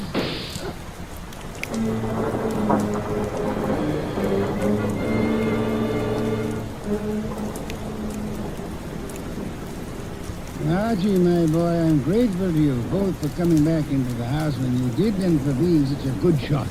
Hope you remember that next time you feel like insulting me. Tell me, what's with that cigar ash routine? Who told you the ashes in the limousine were from an Eldorado, boss? I never heard anything about that. As a matter of fact, neither did I. No one could possibly have determined the brand by any chemical means in existence. I knew that, you see, and I took the long chance that Lawrence didn't. Oh, but I still don't get the mainspring of the deal. How did you know he was in love with Diana? That was genius, I have to admit it. You see, it all hinged on the statue of Apollo and Ariadne. According to the Greek myth, Apollo fell deeply in love with the nymph, but because they were different worlds, he was condemned to pursue her always and never to catch her. Well, what's that got to do with the price of eggs?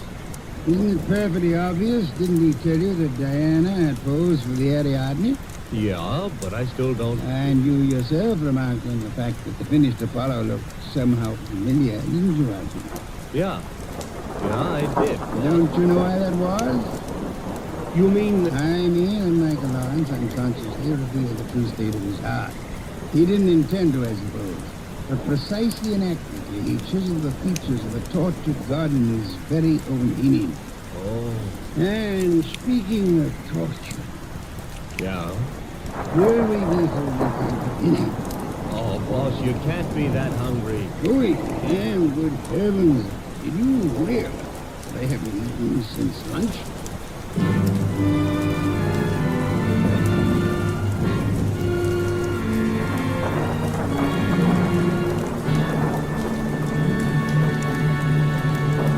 You have been listening to The New Adventures of Nero Wolfe, starring Sidney Greenstreet.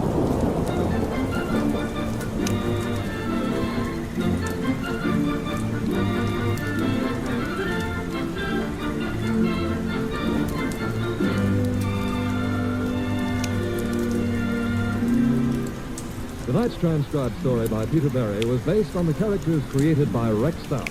This is an Edwin Fadiman program produced and directed by J. Donald Wilson. In the cast were Larry Dobkin as Archie Goodwin, and Gigi Pearson, Ted Von Elst, Bill Johnstone, Peter Leeds, and Jay Novello. Next week at this same time, Nero Wolfe and Archie will bring you The Case of the Brave Rabbit. Don Stanley speaks. There's fun and laughs later tonight when Ed Archie Gardner stars as Archie the manager in Duffy's Tavern. As usual, Duffy won't be there, but Archie will be there, armed with his own whimsical version of the English language. Another Friday favorite you'll hear later is The Delightful Life of Riley, starring William Bendick as Chester A. Riley.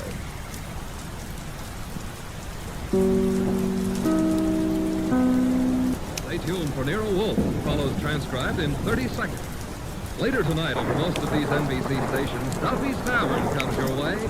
And on the menu at Duffy's tonight, there's a blue plate special of grilled English language, served up by the delightfully ungrammatical Archie, plus laughs garnished with chuckles, brought to you by Archie's remarkable crew. There's no cover charge at Duffy's Tavern. Just keep your dial tuned to NBC. This Sunday means another broadcast of The Big Show. Your guests include Fred Allen, Douglas Fairbanks, Danny Thomas, and many, many more. Tallulah, of course, is your hostess on The Big Show. Ladies and gentlemen, that phone bell means adventure. Hello? Hello? The young man answering the phone is Archie Goodwin, the mountain of a man engaged in deep thought. The oversized armchair is Nero Wolfe. Mr. Wolfe, we've got a case. I'm not sure whether somebody's going to kill a rabbit or a rabbit is going to kill somebody, but either way, it's going to be murder. Please, Mr. Wolfe, even orchids have to eat. Oui. Yes, sir, Mr. Wolfe will take the case. As a matter of fact, he's working on it right now. money, work, back. Greatest detective in the world. Only trouble is, he is.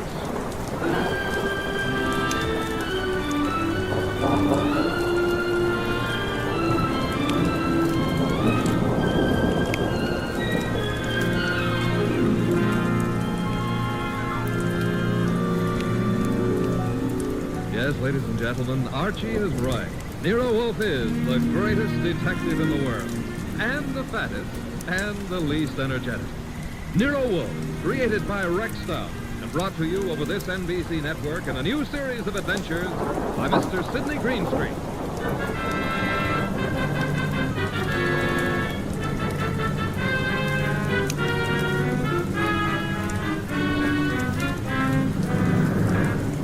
Tonight, it's the case Nero Wolfe likes to remember as the case of the friendly rabbit. He sometimes prefers his proper scramble. It began in lots of places. Let's take a look at a few of them. In particular, the richly appointed library of a man named V. Mr. V, what's happening? Relax, Haynes. Your blood pressure. I thought it was a gag, but you really are shutting the club down. I'm shutting it down. Why? I got the joint rolling, the suckers are pouring in. And next week, the governor's committee. It's moving on to Baylor County. Our joint enterprise is in Baylor County. I think the club needs a rest. Crime committees so rarely admire gambling. So it is. The club needs a rest. You need a vacation. Florida, perhaps? I don't like Florida. Pick any place you like, just so long as you get out of reach of a subpoena. The heat's on, huh, boss? We've just coined a phrase that may very well catch on. Get out and stay out of the state until I send for you. Okay, Mr. V. Sure, Mr. Chairman. Marshal? Yeah? That about covers us in Baylor, am I right? You're right. The dear governor's dear committee will be sorely disappointed. However, I doubt it'll give up quite so soon. I don't think so. Therefore, have the truck driver deliver another shipment of carrots to the rabbit farm. Eh, Marshal? Okay, boss.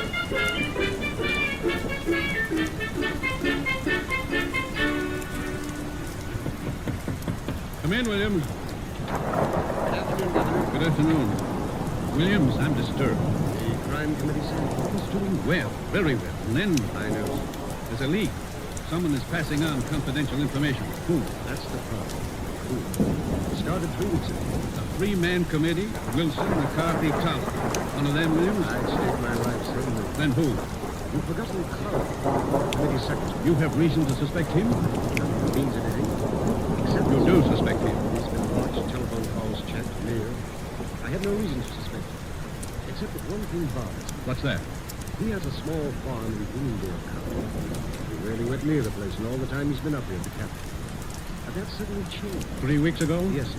He's been staying at the farm for 3 weeks. Is there anything unusual about that farm? Nothing unusual. Except Jimmy Carter has gone in for raising rabbits.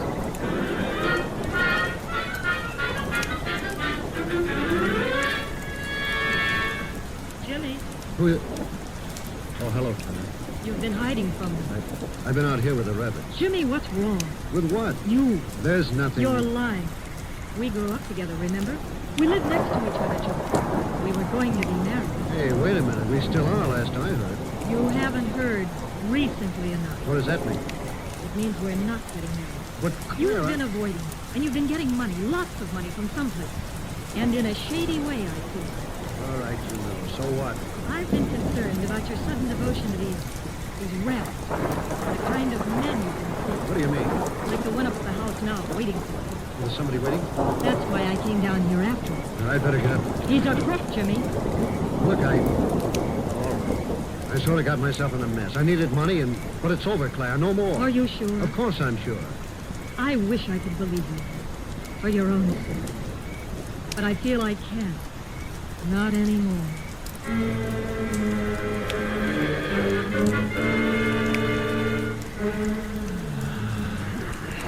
Okay. Yes, Mr. Either stop breathing so heavily or... Take the evening off? Stop breathing. Old Dr. Titmouse wouldn't approve of that. Who in blue and assorted blazes is old Dr. Titmouse? My family doctor. Mavis keeps your puny mind, but you don't have a family. Answer the phone. Oh, but it might be a case. It might be very important. It might mean work, Mr. Wolfe. Archie. W-O-R-K. You've got millions in the bank. Why worry? Confound you, do you want me to answer that phone myself? Now you've got me. No, Mr. Wolfe, couldn't let you knock yourself out lifting your telephone receiver. Nero Wolfe's office, Archie Goodwin speaking. What? Wait, Mr. Wolfe is to go up to Greendale if... Oh, now, look, friend. Mr. Wolfe does not go anywhere, and that includes Greendale. He wouldn't stir out of the house for anybody short of the... What? I see. Yes, sir, in an hour. Goodbye. Mr. Wolfe, brace yourself. You've got an appointment with a Mr. Williams at the Starlight Hotel in Greendale for 1 hour from now. You're insane. No, I'll admit I've been tempted. Good. Were it not for the fact that often the native view of resolution is sicklied o'er with a pale cast of thought. Quoting Hamlet will get you no place. I would fire you. And then who would drive you to the Starlight Hotel in Greendale? I'm not going to Greendale. Nevertheless, in an hour you will be there. And who, may I inquire, says so? The governor of the state.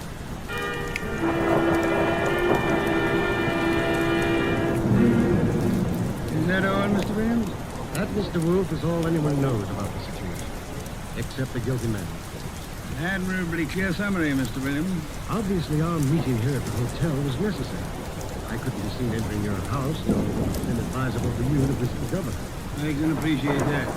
You're quite sure I need pay no attention to anyone on the committee except James Collier? Quite sure. Police surveillance of Collier is deemed unwise.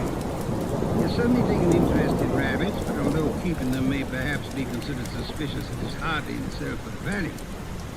You have no other evidence against Collier? I know we're clutching at straws, Mr. Wolfe, but there is a link and work is being nullified. Something must be done. Hence the governor's call to you. Very well, sir. I shall attempt to be more than a man clutching at a straw. I said attempt. Archie, unpack. We shall stay at Greendale near Collier and his rabbits.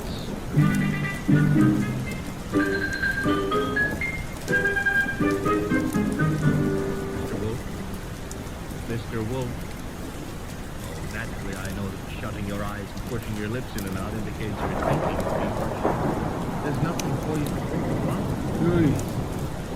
I accept your correction. What are you thinking about? Hotel beds, they're notoriously flimsy. Oh, gave up on the case so soon. Fiddlesticks. I already know exactly what role the rabbits play in our problem. Therefore... We're going to drive out to Collier's farm? While you test the hotel beds, fine. It will be necessary for you to spend the night at Collier's place. You will drive out there and pretend you rose to a cylinder or something. Oh, a lost cylinder. Confound you, Archie, you can invent something plausible as a pretext, and if you are properly charming, Mr. Collier will, I hope, invite you to stay the night. And during the night I sleep, happily breathing the fresh country air. Trust me. Okay, Mr. Wolfe, I accept the assignment. I will learn all I can from Mr. Collier. Incidentally, remember the play Harvey? I do? Why? Harvey was an invisible rabbit, a figment of a man's imagination. I hope this rabbit venture is more tangible, Mr. Wolfe. It is, Mr. Goodwin. Will you desist in good God? Okay. Oh, if anyone calls, just say I've gone out to Greendale to cross-examine the rabbit. Okay. I think you're going to be quite surprised. Yeah.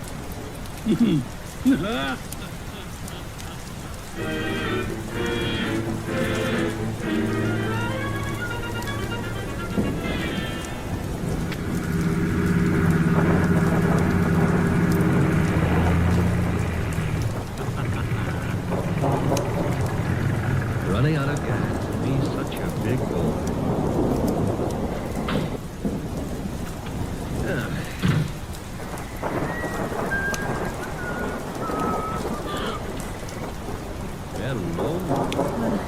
Hello? That tree a friend of yours? The tree? Yeah, the one you're clutching. Oh, I was leaning against it. It's an idea, but not a good one. Trees are notoriously skittish. The instant you really need one, they're out sowing wild oats or something. You sound as if you know a lot about trees. Oh, I do. I was brought up in one. Look, now, if you really have to lean, I can recommend No, you. thanks. I tried. Nice moonlight we're having. My name is Goodwin, and blondes call me Archie. I'm not blonde. Brunettes call me Archie, too. And what do redheads call you? We'll just skip. And your name is... Claire. I know. Now, you may not believe this, but I have just run out of gas. You think I might wangle some up at your house? My house? You mean Jimmy's house? All right, I mean Jimmy's house. Well, I don't know. You might have some. Now, why don't we go up to the house and ask him? All right. Jimmy who? Collier. I like to be formal when I'm borrowing gas. Would you mind waving your left hand in front of my nose? Waving Mike. Yes, just try it. Don't worry, I won't fight it. All right. I did. Very gracefully, too. No ring on the third finger. You're not Mrs. Collier. There isn't any Mrs. Collier. Are you applying to the position? Mr. Goodwin, Now, remember what I confided in you about that. All right. Archie, you're a little rapid. Maybe. But I always remember what old Dr. Titmouse said. What did he say? Gather ye rosebuds while ye may. Old time is still a-flying. Robert Herrick wrote that. He did? Dr. Titmouse is a liar. How much farther is this house? Well, it's just beyond those trees. What? Oops. There was something ran across the path. It brushed my leg. Frightened me. Must have been a rabbit. I guess it was. I'm sorry. It was silly of me. Don't worry about it. Also, you will have noticed how much more satisfactory I am in a tree. Touching moments of stress. Nature. Don't you better let go. What And we'll get on to the house. See, I don't need a haircut, and you're not the right type for Delilah anyway. You mean something by that? Something nasty. Well, that depends. What I meant is you've already signaled whoever you're supposed to signal. You back there. That stream had a lot of carrying power. That's the house. Look, Archie. who are you supposed to warn if anyone comes past the house? Oh, no one. Something did frighten Honey, me. I've been lied to by experts, and you're not one. Oh. Think I ought to knock? No, we don't. Dark inside, except for a handful of moonlight filtering in through the window. Kind of early for Carter to turn in, isn't it? I don't know. Let's go find out. Now relax. Grandpa's making a return. Time is... yeah. 10 o'clock. It's getting late. Come on. This would be the living room. Early American furniture. Early American. Nothing here. What's that door lead to? I don't know. Or won't tell?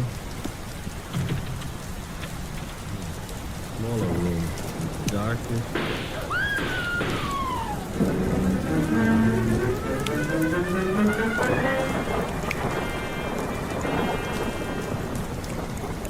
Come in. Put the beer on it. I'm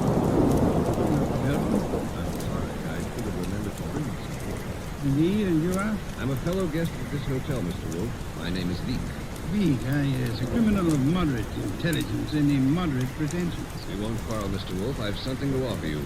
You and your boy Goodwin didn't drive up to Greendale for the exercise. I dislike exercise. Shopping's light. James Collier lives nearby. The governor's committee at the time was unhappy. There's been a leakage of information. It hasn't helped them in their work. It has helped you. You wouldn't have left your house in New York on any ordinary job.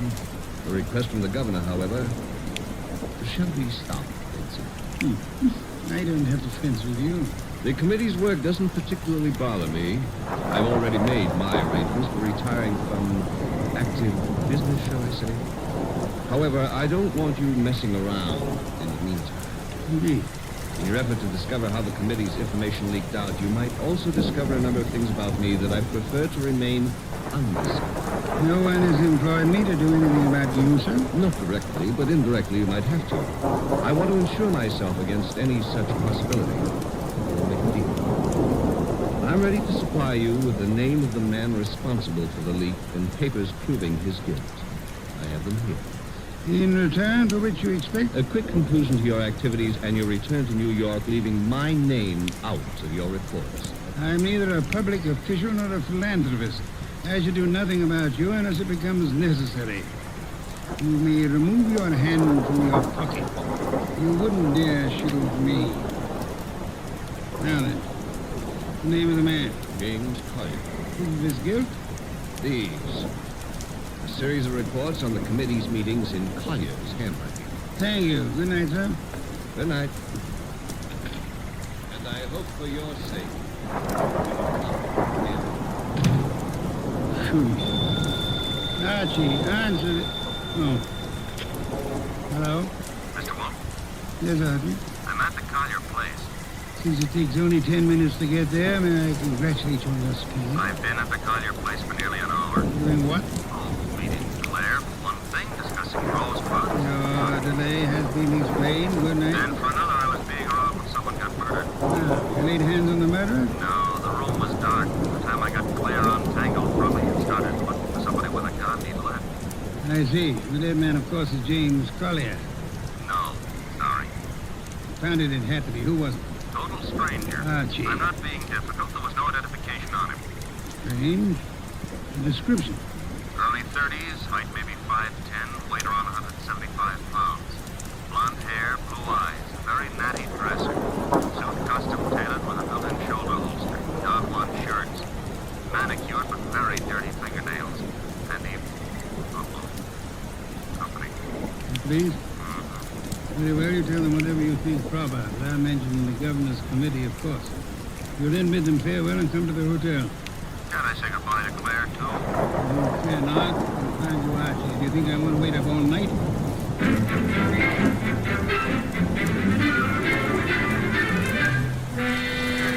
Police were not happy about letting me go, but I threatened to tell you on them, so they gave up. You have told me the entire story of what occurred at the Collier farm, Archie? Mm-hmm. All details. If you like, I wouldn't mind repeating the parts about Claire. Good. You may call it coy, I call it love. By the way, did you know that it was Robert Herrick who wrote that book? Confound you, be quiet. Okay, push your lips around, but you've missed something. Huh? Mm-hmm. The burning question of the day. Tonight, rather. Which is? Where is James Collier? Ah. Stop vying. The cops want him on suspicion of murder. The way it shapes up, he shot our unknown pal and then headed for the nearest border. Nonsense. Mean he didn't shoot our unknown pal? I mean, Collier's whereabouts are not a mystery. You know where he is? I know where he is.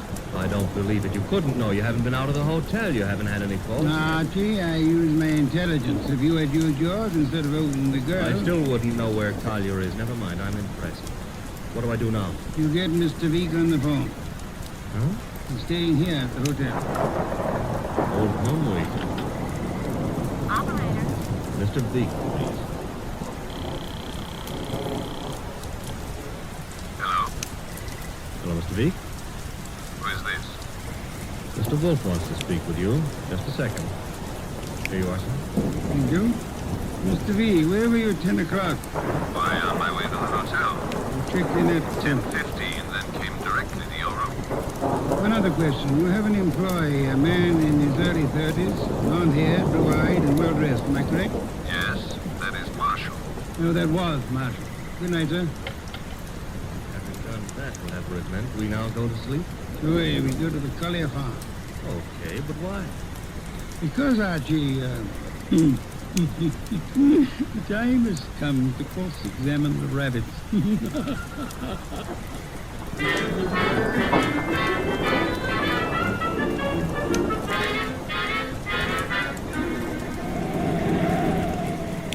Confound you, Archie. You're not driving a truck. Be careful. Truck drivers are careful. Also, they're courteous. Indeed. Furthermore, they will always stop to help a motorist in time of trouble. Archie, are you training to become a truck driver, or have you fallen in love with a truck driver's daughter? Her name is Susie, her hair the color of wheat fields at high noon. Never mind turning purple. I'm about to change the subject. Boss, I have a theory. Stick to truck driving. As follows. Our boy Collier, who'd been selling information to Veek, had a change of heart and decided to turn ethical. But Veek's man, Marshall, at Veek's orders, tried to apply pressure, so Collier shot him, headed for Kent. And the girl's home. It's to brighten my life. Oh, you mean about her playing sentry? She's in Veek's employ, too. Boy. Don't like my theory. Charming. It nearly happens to be wrong. Really happens to be. Why is it wrong? Because, Archie, of a dead man's dirty fingernails, Marshall's fingernails. Well, you made me bring you to the rabbit hutches. We have arrived. There are the rabbits. Go ahead, cross-examine them. Good many hutches. A large pen for the rabbits to run about in. Notice that they're all cowering at the far end of the pen, ran as we entered. That's because they don't like us, maybe, huh? One of them, however, seems to be friendly. One up here, and at the corner opposite us. There is one. Not friendly, Mr. Wolfe. Indeed? He's dead. Somebody stole in his skull. Interesting. What's interesting about a dead rabbit? He may be dead now, Archie, but he was friendly. Too.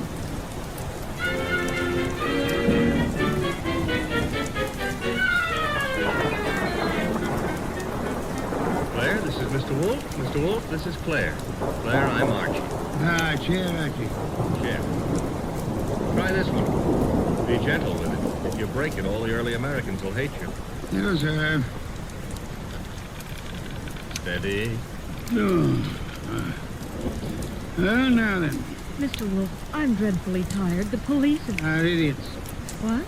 For example, do they know that you were posted as sentry outside this house in order to warn James Collier of any intrusion? They don't. I wasn't. Do they know that James Collier and the dead man Marshall were quarreling? No. Do they know that James Collier had armed himself in preparation for this meeting with the gunman? That isn't true. It is true. I don't have to say anything. You've already said more than enough with your actions, my dear. What do you mean? According to Archie's report, and Archie is always meticulously accurate, when you and he opened the door of the room in which the murder took place, you screamed at the shots. Well, of course. Any girl would scream. Then you clung to Archie with sufficient force and for sufficient length of time to prevent him from chasing the murderer. Why? Because you had seen and recognized the murderer as the man you loved. It was too dark to see anything. True. Therefore, you didn't have to see him. Because you already knew who the killer had to be. That's a lie. You're shielding James Collier, aren't you? I'll never admit any of it. Never. May not be necessary. Archie. Yes, Mr. Wolfe? Get hold of that policeman outside and remember what happened to one particular rabbit. I'll look around for freshly dug earth.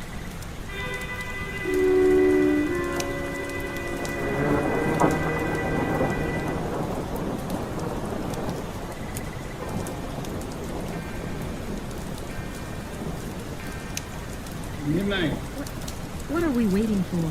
Return? Archie? No, it'll take him longer. Then whose? Mr. Veek's, of course, complete with revolver. Come in, Mr. Veek. No one outside, only the two of you here. I warned you, Wolfe. Fiddlesticks, you merely tried to use me as a prop for an alibi and a rationalization for a motive. I don't understand. Mr. Wolfe does. Indeed I do. Did you really think me fool enough to believe your proposal, Mr. Veek? It was plausible. It was nonsense. You pretended you were handing James Collier plus the proofs of his guilt over to me in an effort to keep yourself out of the picture. But your proposition was silly. No matter how much I might have wanted to help you, I would have been powerless once James Collier went before a jury. You're too intelligent not to know that. That couldn't have given you enough to go on. You didn't. You yourself gave me more. I did. When you came to my room, you told me you knew Mr. Goodwin and I had come to Greendale, checked in at the hotel. I did.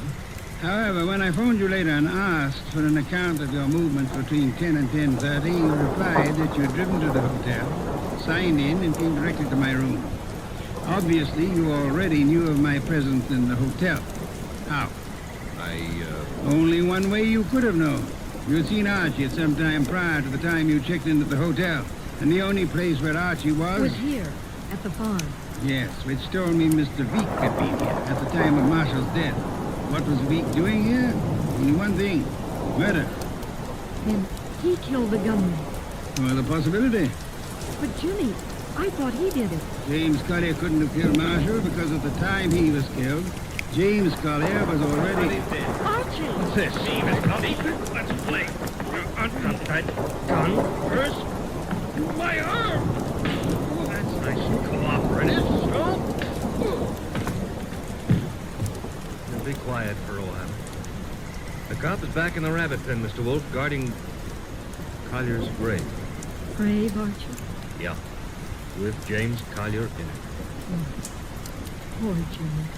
Zeke knew the expose was coming. He had to shut Collier up. So he had his gunman, Marshall, kill Collier and bury him in a rabbit run back of the hutches.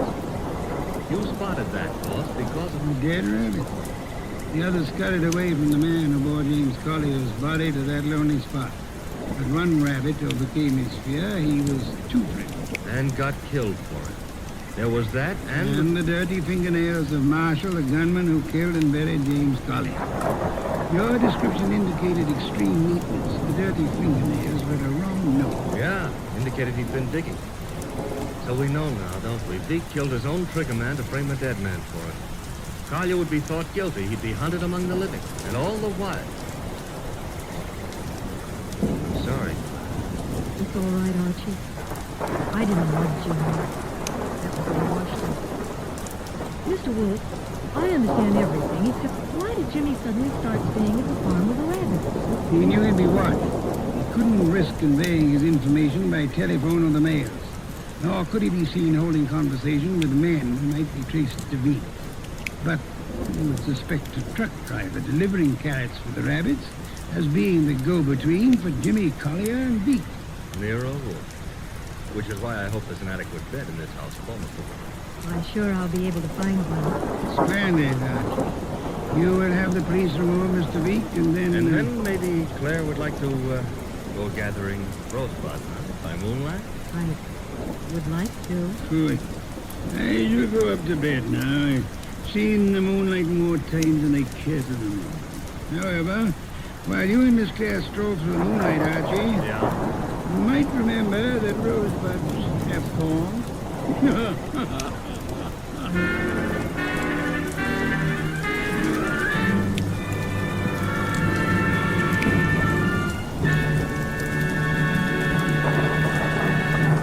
have been listening to The New Adventures of Nero Wolfe, starring Sidney Greenstreet.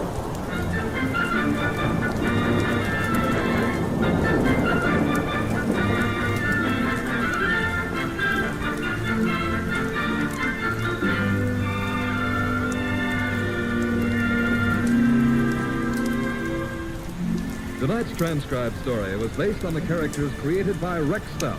This is an Edwin Fadiman program, produced and directed by J. Donald Wilson.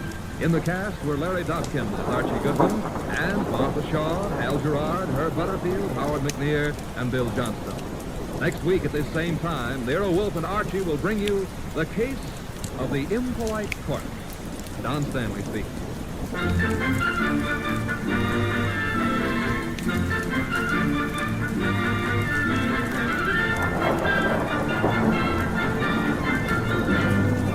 3 chimes mean good times on NBC. There's no cover charge at Duffy's Tavern. Just keep your dial on this NBC station this evening as Archie the Manager, played by Ed Gardner, and his remarkable friends serve up another Blue Plate special of drilled English language, fresh laughs and whimsy a la mode.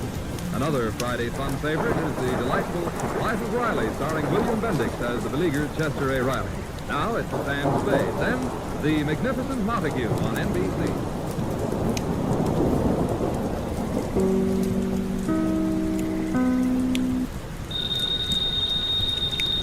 Ladies and gentlemen, that phone bell means adventure. Hello? Hello. The young man answering the phone is Archie Goodwin. And the mountain of a man, engaged in deep thought in the oversized armchair, is Nero Wolfe. What was that? Somebody's going to be murdered who has no manners? But what do you want Nero Wolfe to do? Teach him manners? Oh. Hold on. Mr. Wolfe. Yes, Archie? We've got a prospective client. In case someone she knows gets murdered, she'd like you to do something about it.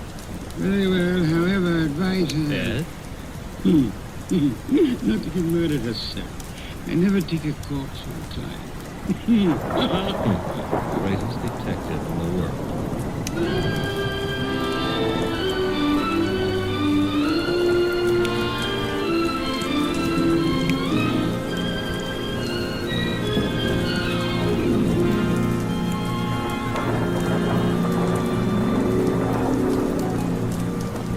Yes, Archie is so right. He is the greatest detective in the world, and the fattest, and the least energetic. He's Nero Wolfe, created by Rex Stout, and brought to you over this NBC network in a new series of adventures, by Mr. Sidney Greenstreet.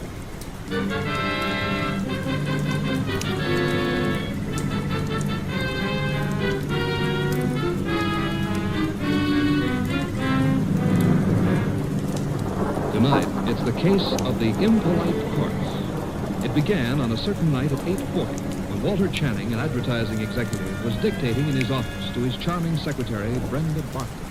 Brenda, take a memo. Yes, Mr. Channing. This is to be mimeographed and sent to the entire staff. The entire staff, yes. Notice, effective at once, 1 hour lunch periods will be strictly enforced. Employees will post time of departure and time of return. Yes, what is it? Mr. Channing. Bennett, I'm busy. I'd like to see you, Mr. Channing. About this afternoon. This afternoon was unfortunate, Bennett, but it happened. I lost my temper. I'm sorry. So am I. Mr. Channing, I have been with the firm 14 years, and well, because a man blows up once in 14 years. You've got to reconsider. That's all, Mr. Channing. I never reconsider, Bennett. It's your mind. Mr. Channing. That will be all, Bennett. It won't be. You can't wipe out 14 years of a man's life. Even you can't do that, Channing. It's Mrs. Channing on the phone. Oh. Hello? You're where? That's in this building. Since when has Dr. Ellis kept evening office hours? I told you there's nothing wrong with you. No, I can't. I don't know when I'll be through. And I don't want you hanging around up here. Well, take a cab or walk. I don't care what you do. What? I can't understand you. What? Goodbye, Doris. Where was it? Walter. Yes? You are going to reconsider that time, aren't you? Bennett was insolent this afternoon. I won't tolerate insolence. Yes? Shine, Mr. Channing? Shine? No! What's he doing down here this time of night? Half the staff working overtime. An enterprising shoeshine boy might miss someone on his robbery path. Walter, a baton, Bennett.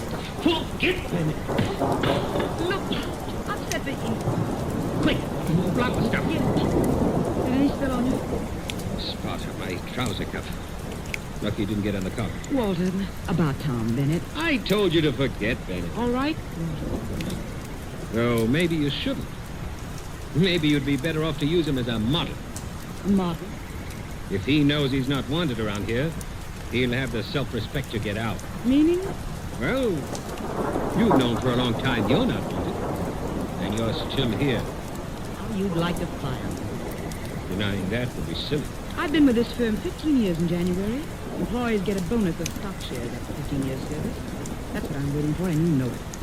Suppose we get back to that memorandum. You'd like to get me out before I collect those shares, wouldn't you? I said let's get on with the memo. You're petty enough to do it, too, if you Maybe a way.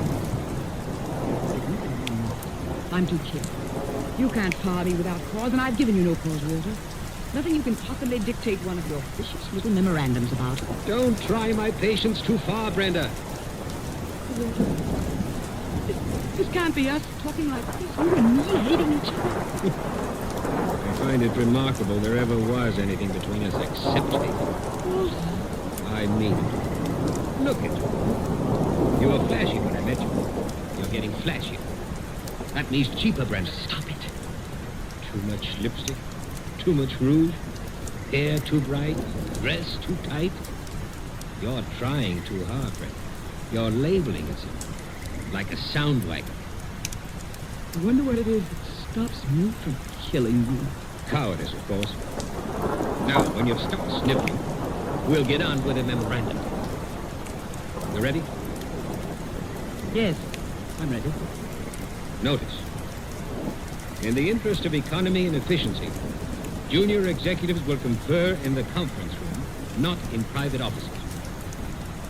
Mid-afternoon coffee and personal phone calls and daily shoe shines will be eliminated.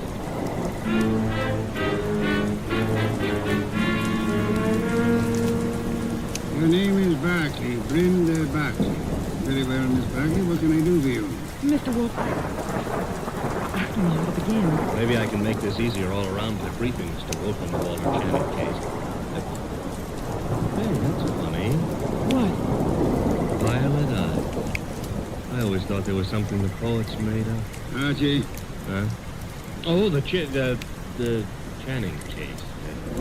One moment, Miss Barkley. Look this way, please. Me and I is functional object found in mammals, birds, fish, potatoes, and horticulture. Thank you. Go on, Archie. Walter Channing was the boy wonder of Adventures. At 33, executive vice president of Winslow Heart and Spread Mine. Just 24 hours ago, they found him at his desk, shot through the heart. They? Who is they? A night porter and a shoe shine porter. Yes. He'd been dead about an hour. The bullet went through Channing, his desk chair, and lodged in the windowsill behind him. Police thought at first it was suicide. The gun? 38, found it on the floor, 10 feet away. No fingerprints, anyhow, no clear ones. Seldom are on a gun butt. You say suicide was suspected. Why? The gun was 10 feet from the body. It was the smudges. Smudges? Powder burns. According to the papers, he was sitting at his desk. There were no signs of a struggle. The gun was held against his chest and fired. But it wasn't suicide, Mr. Wolfe. Walter Channing would never have killed himself. The police have already decided that, finally, according to the evening papers. Then I presume you, Miss Barkley, are the suspect. No, not yet. What do you expect to be?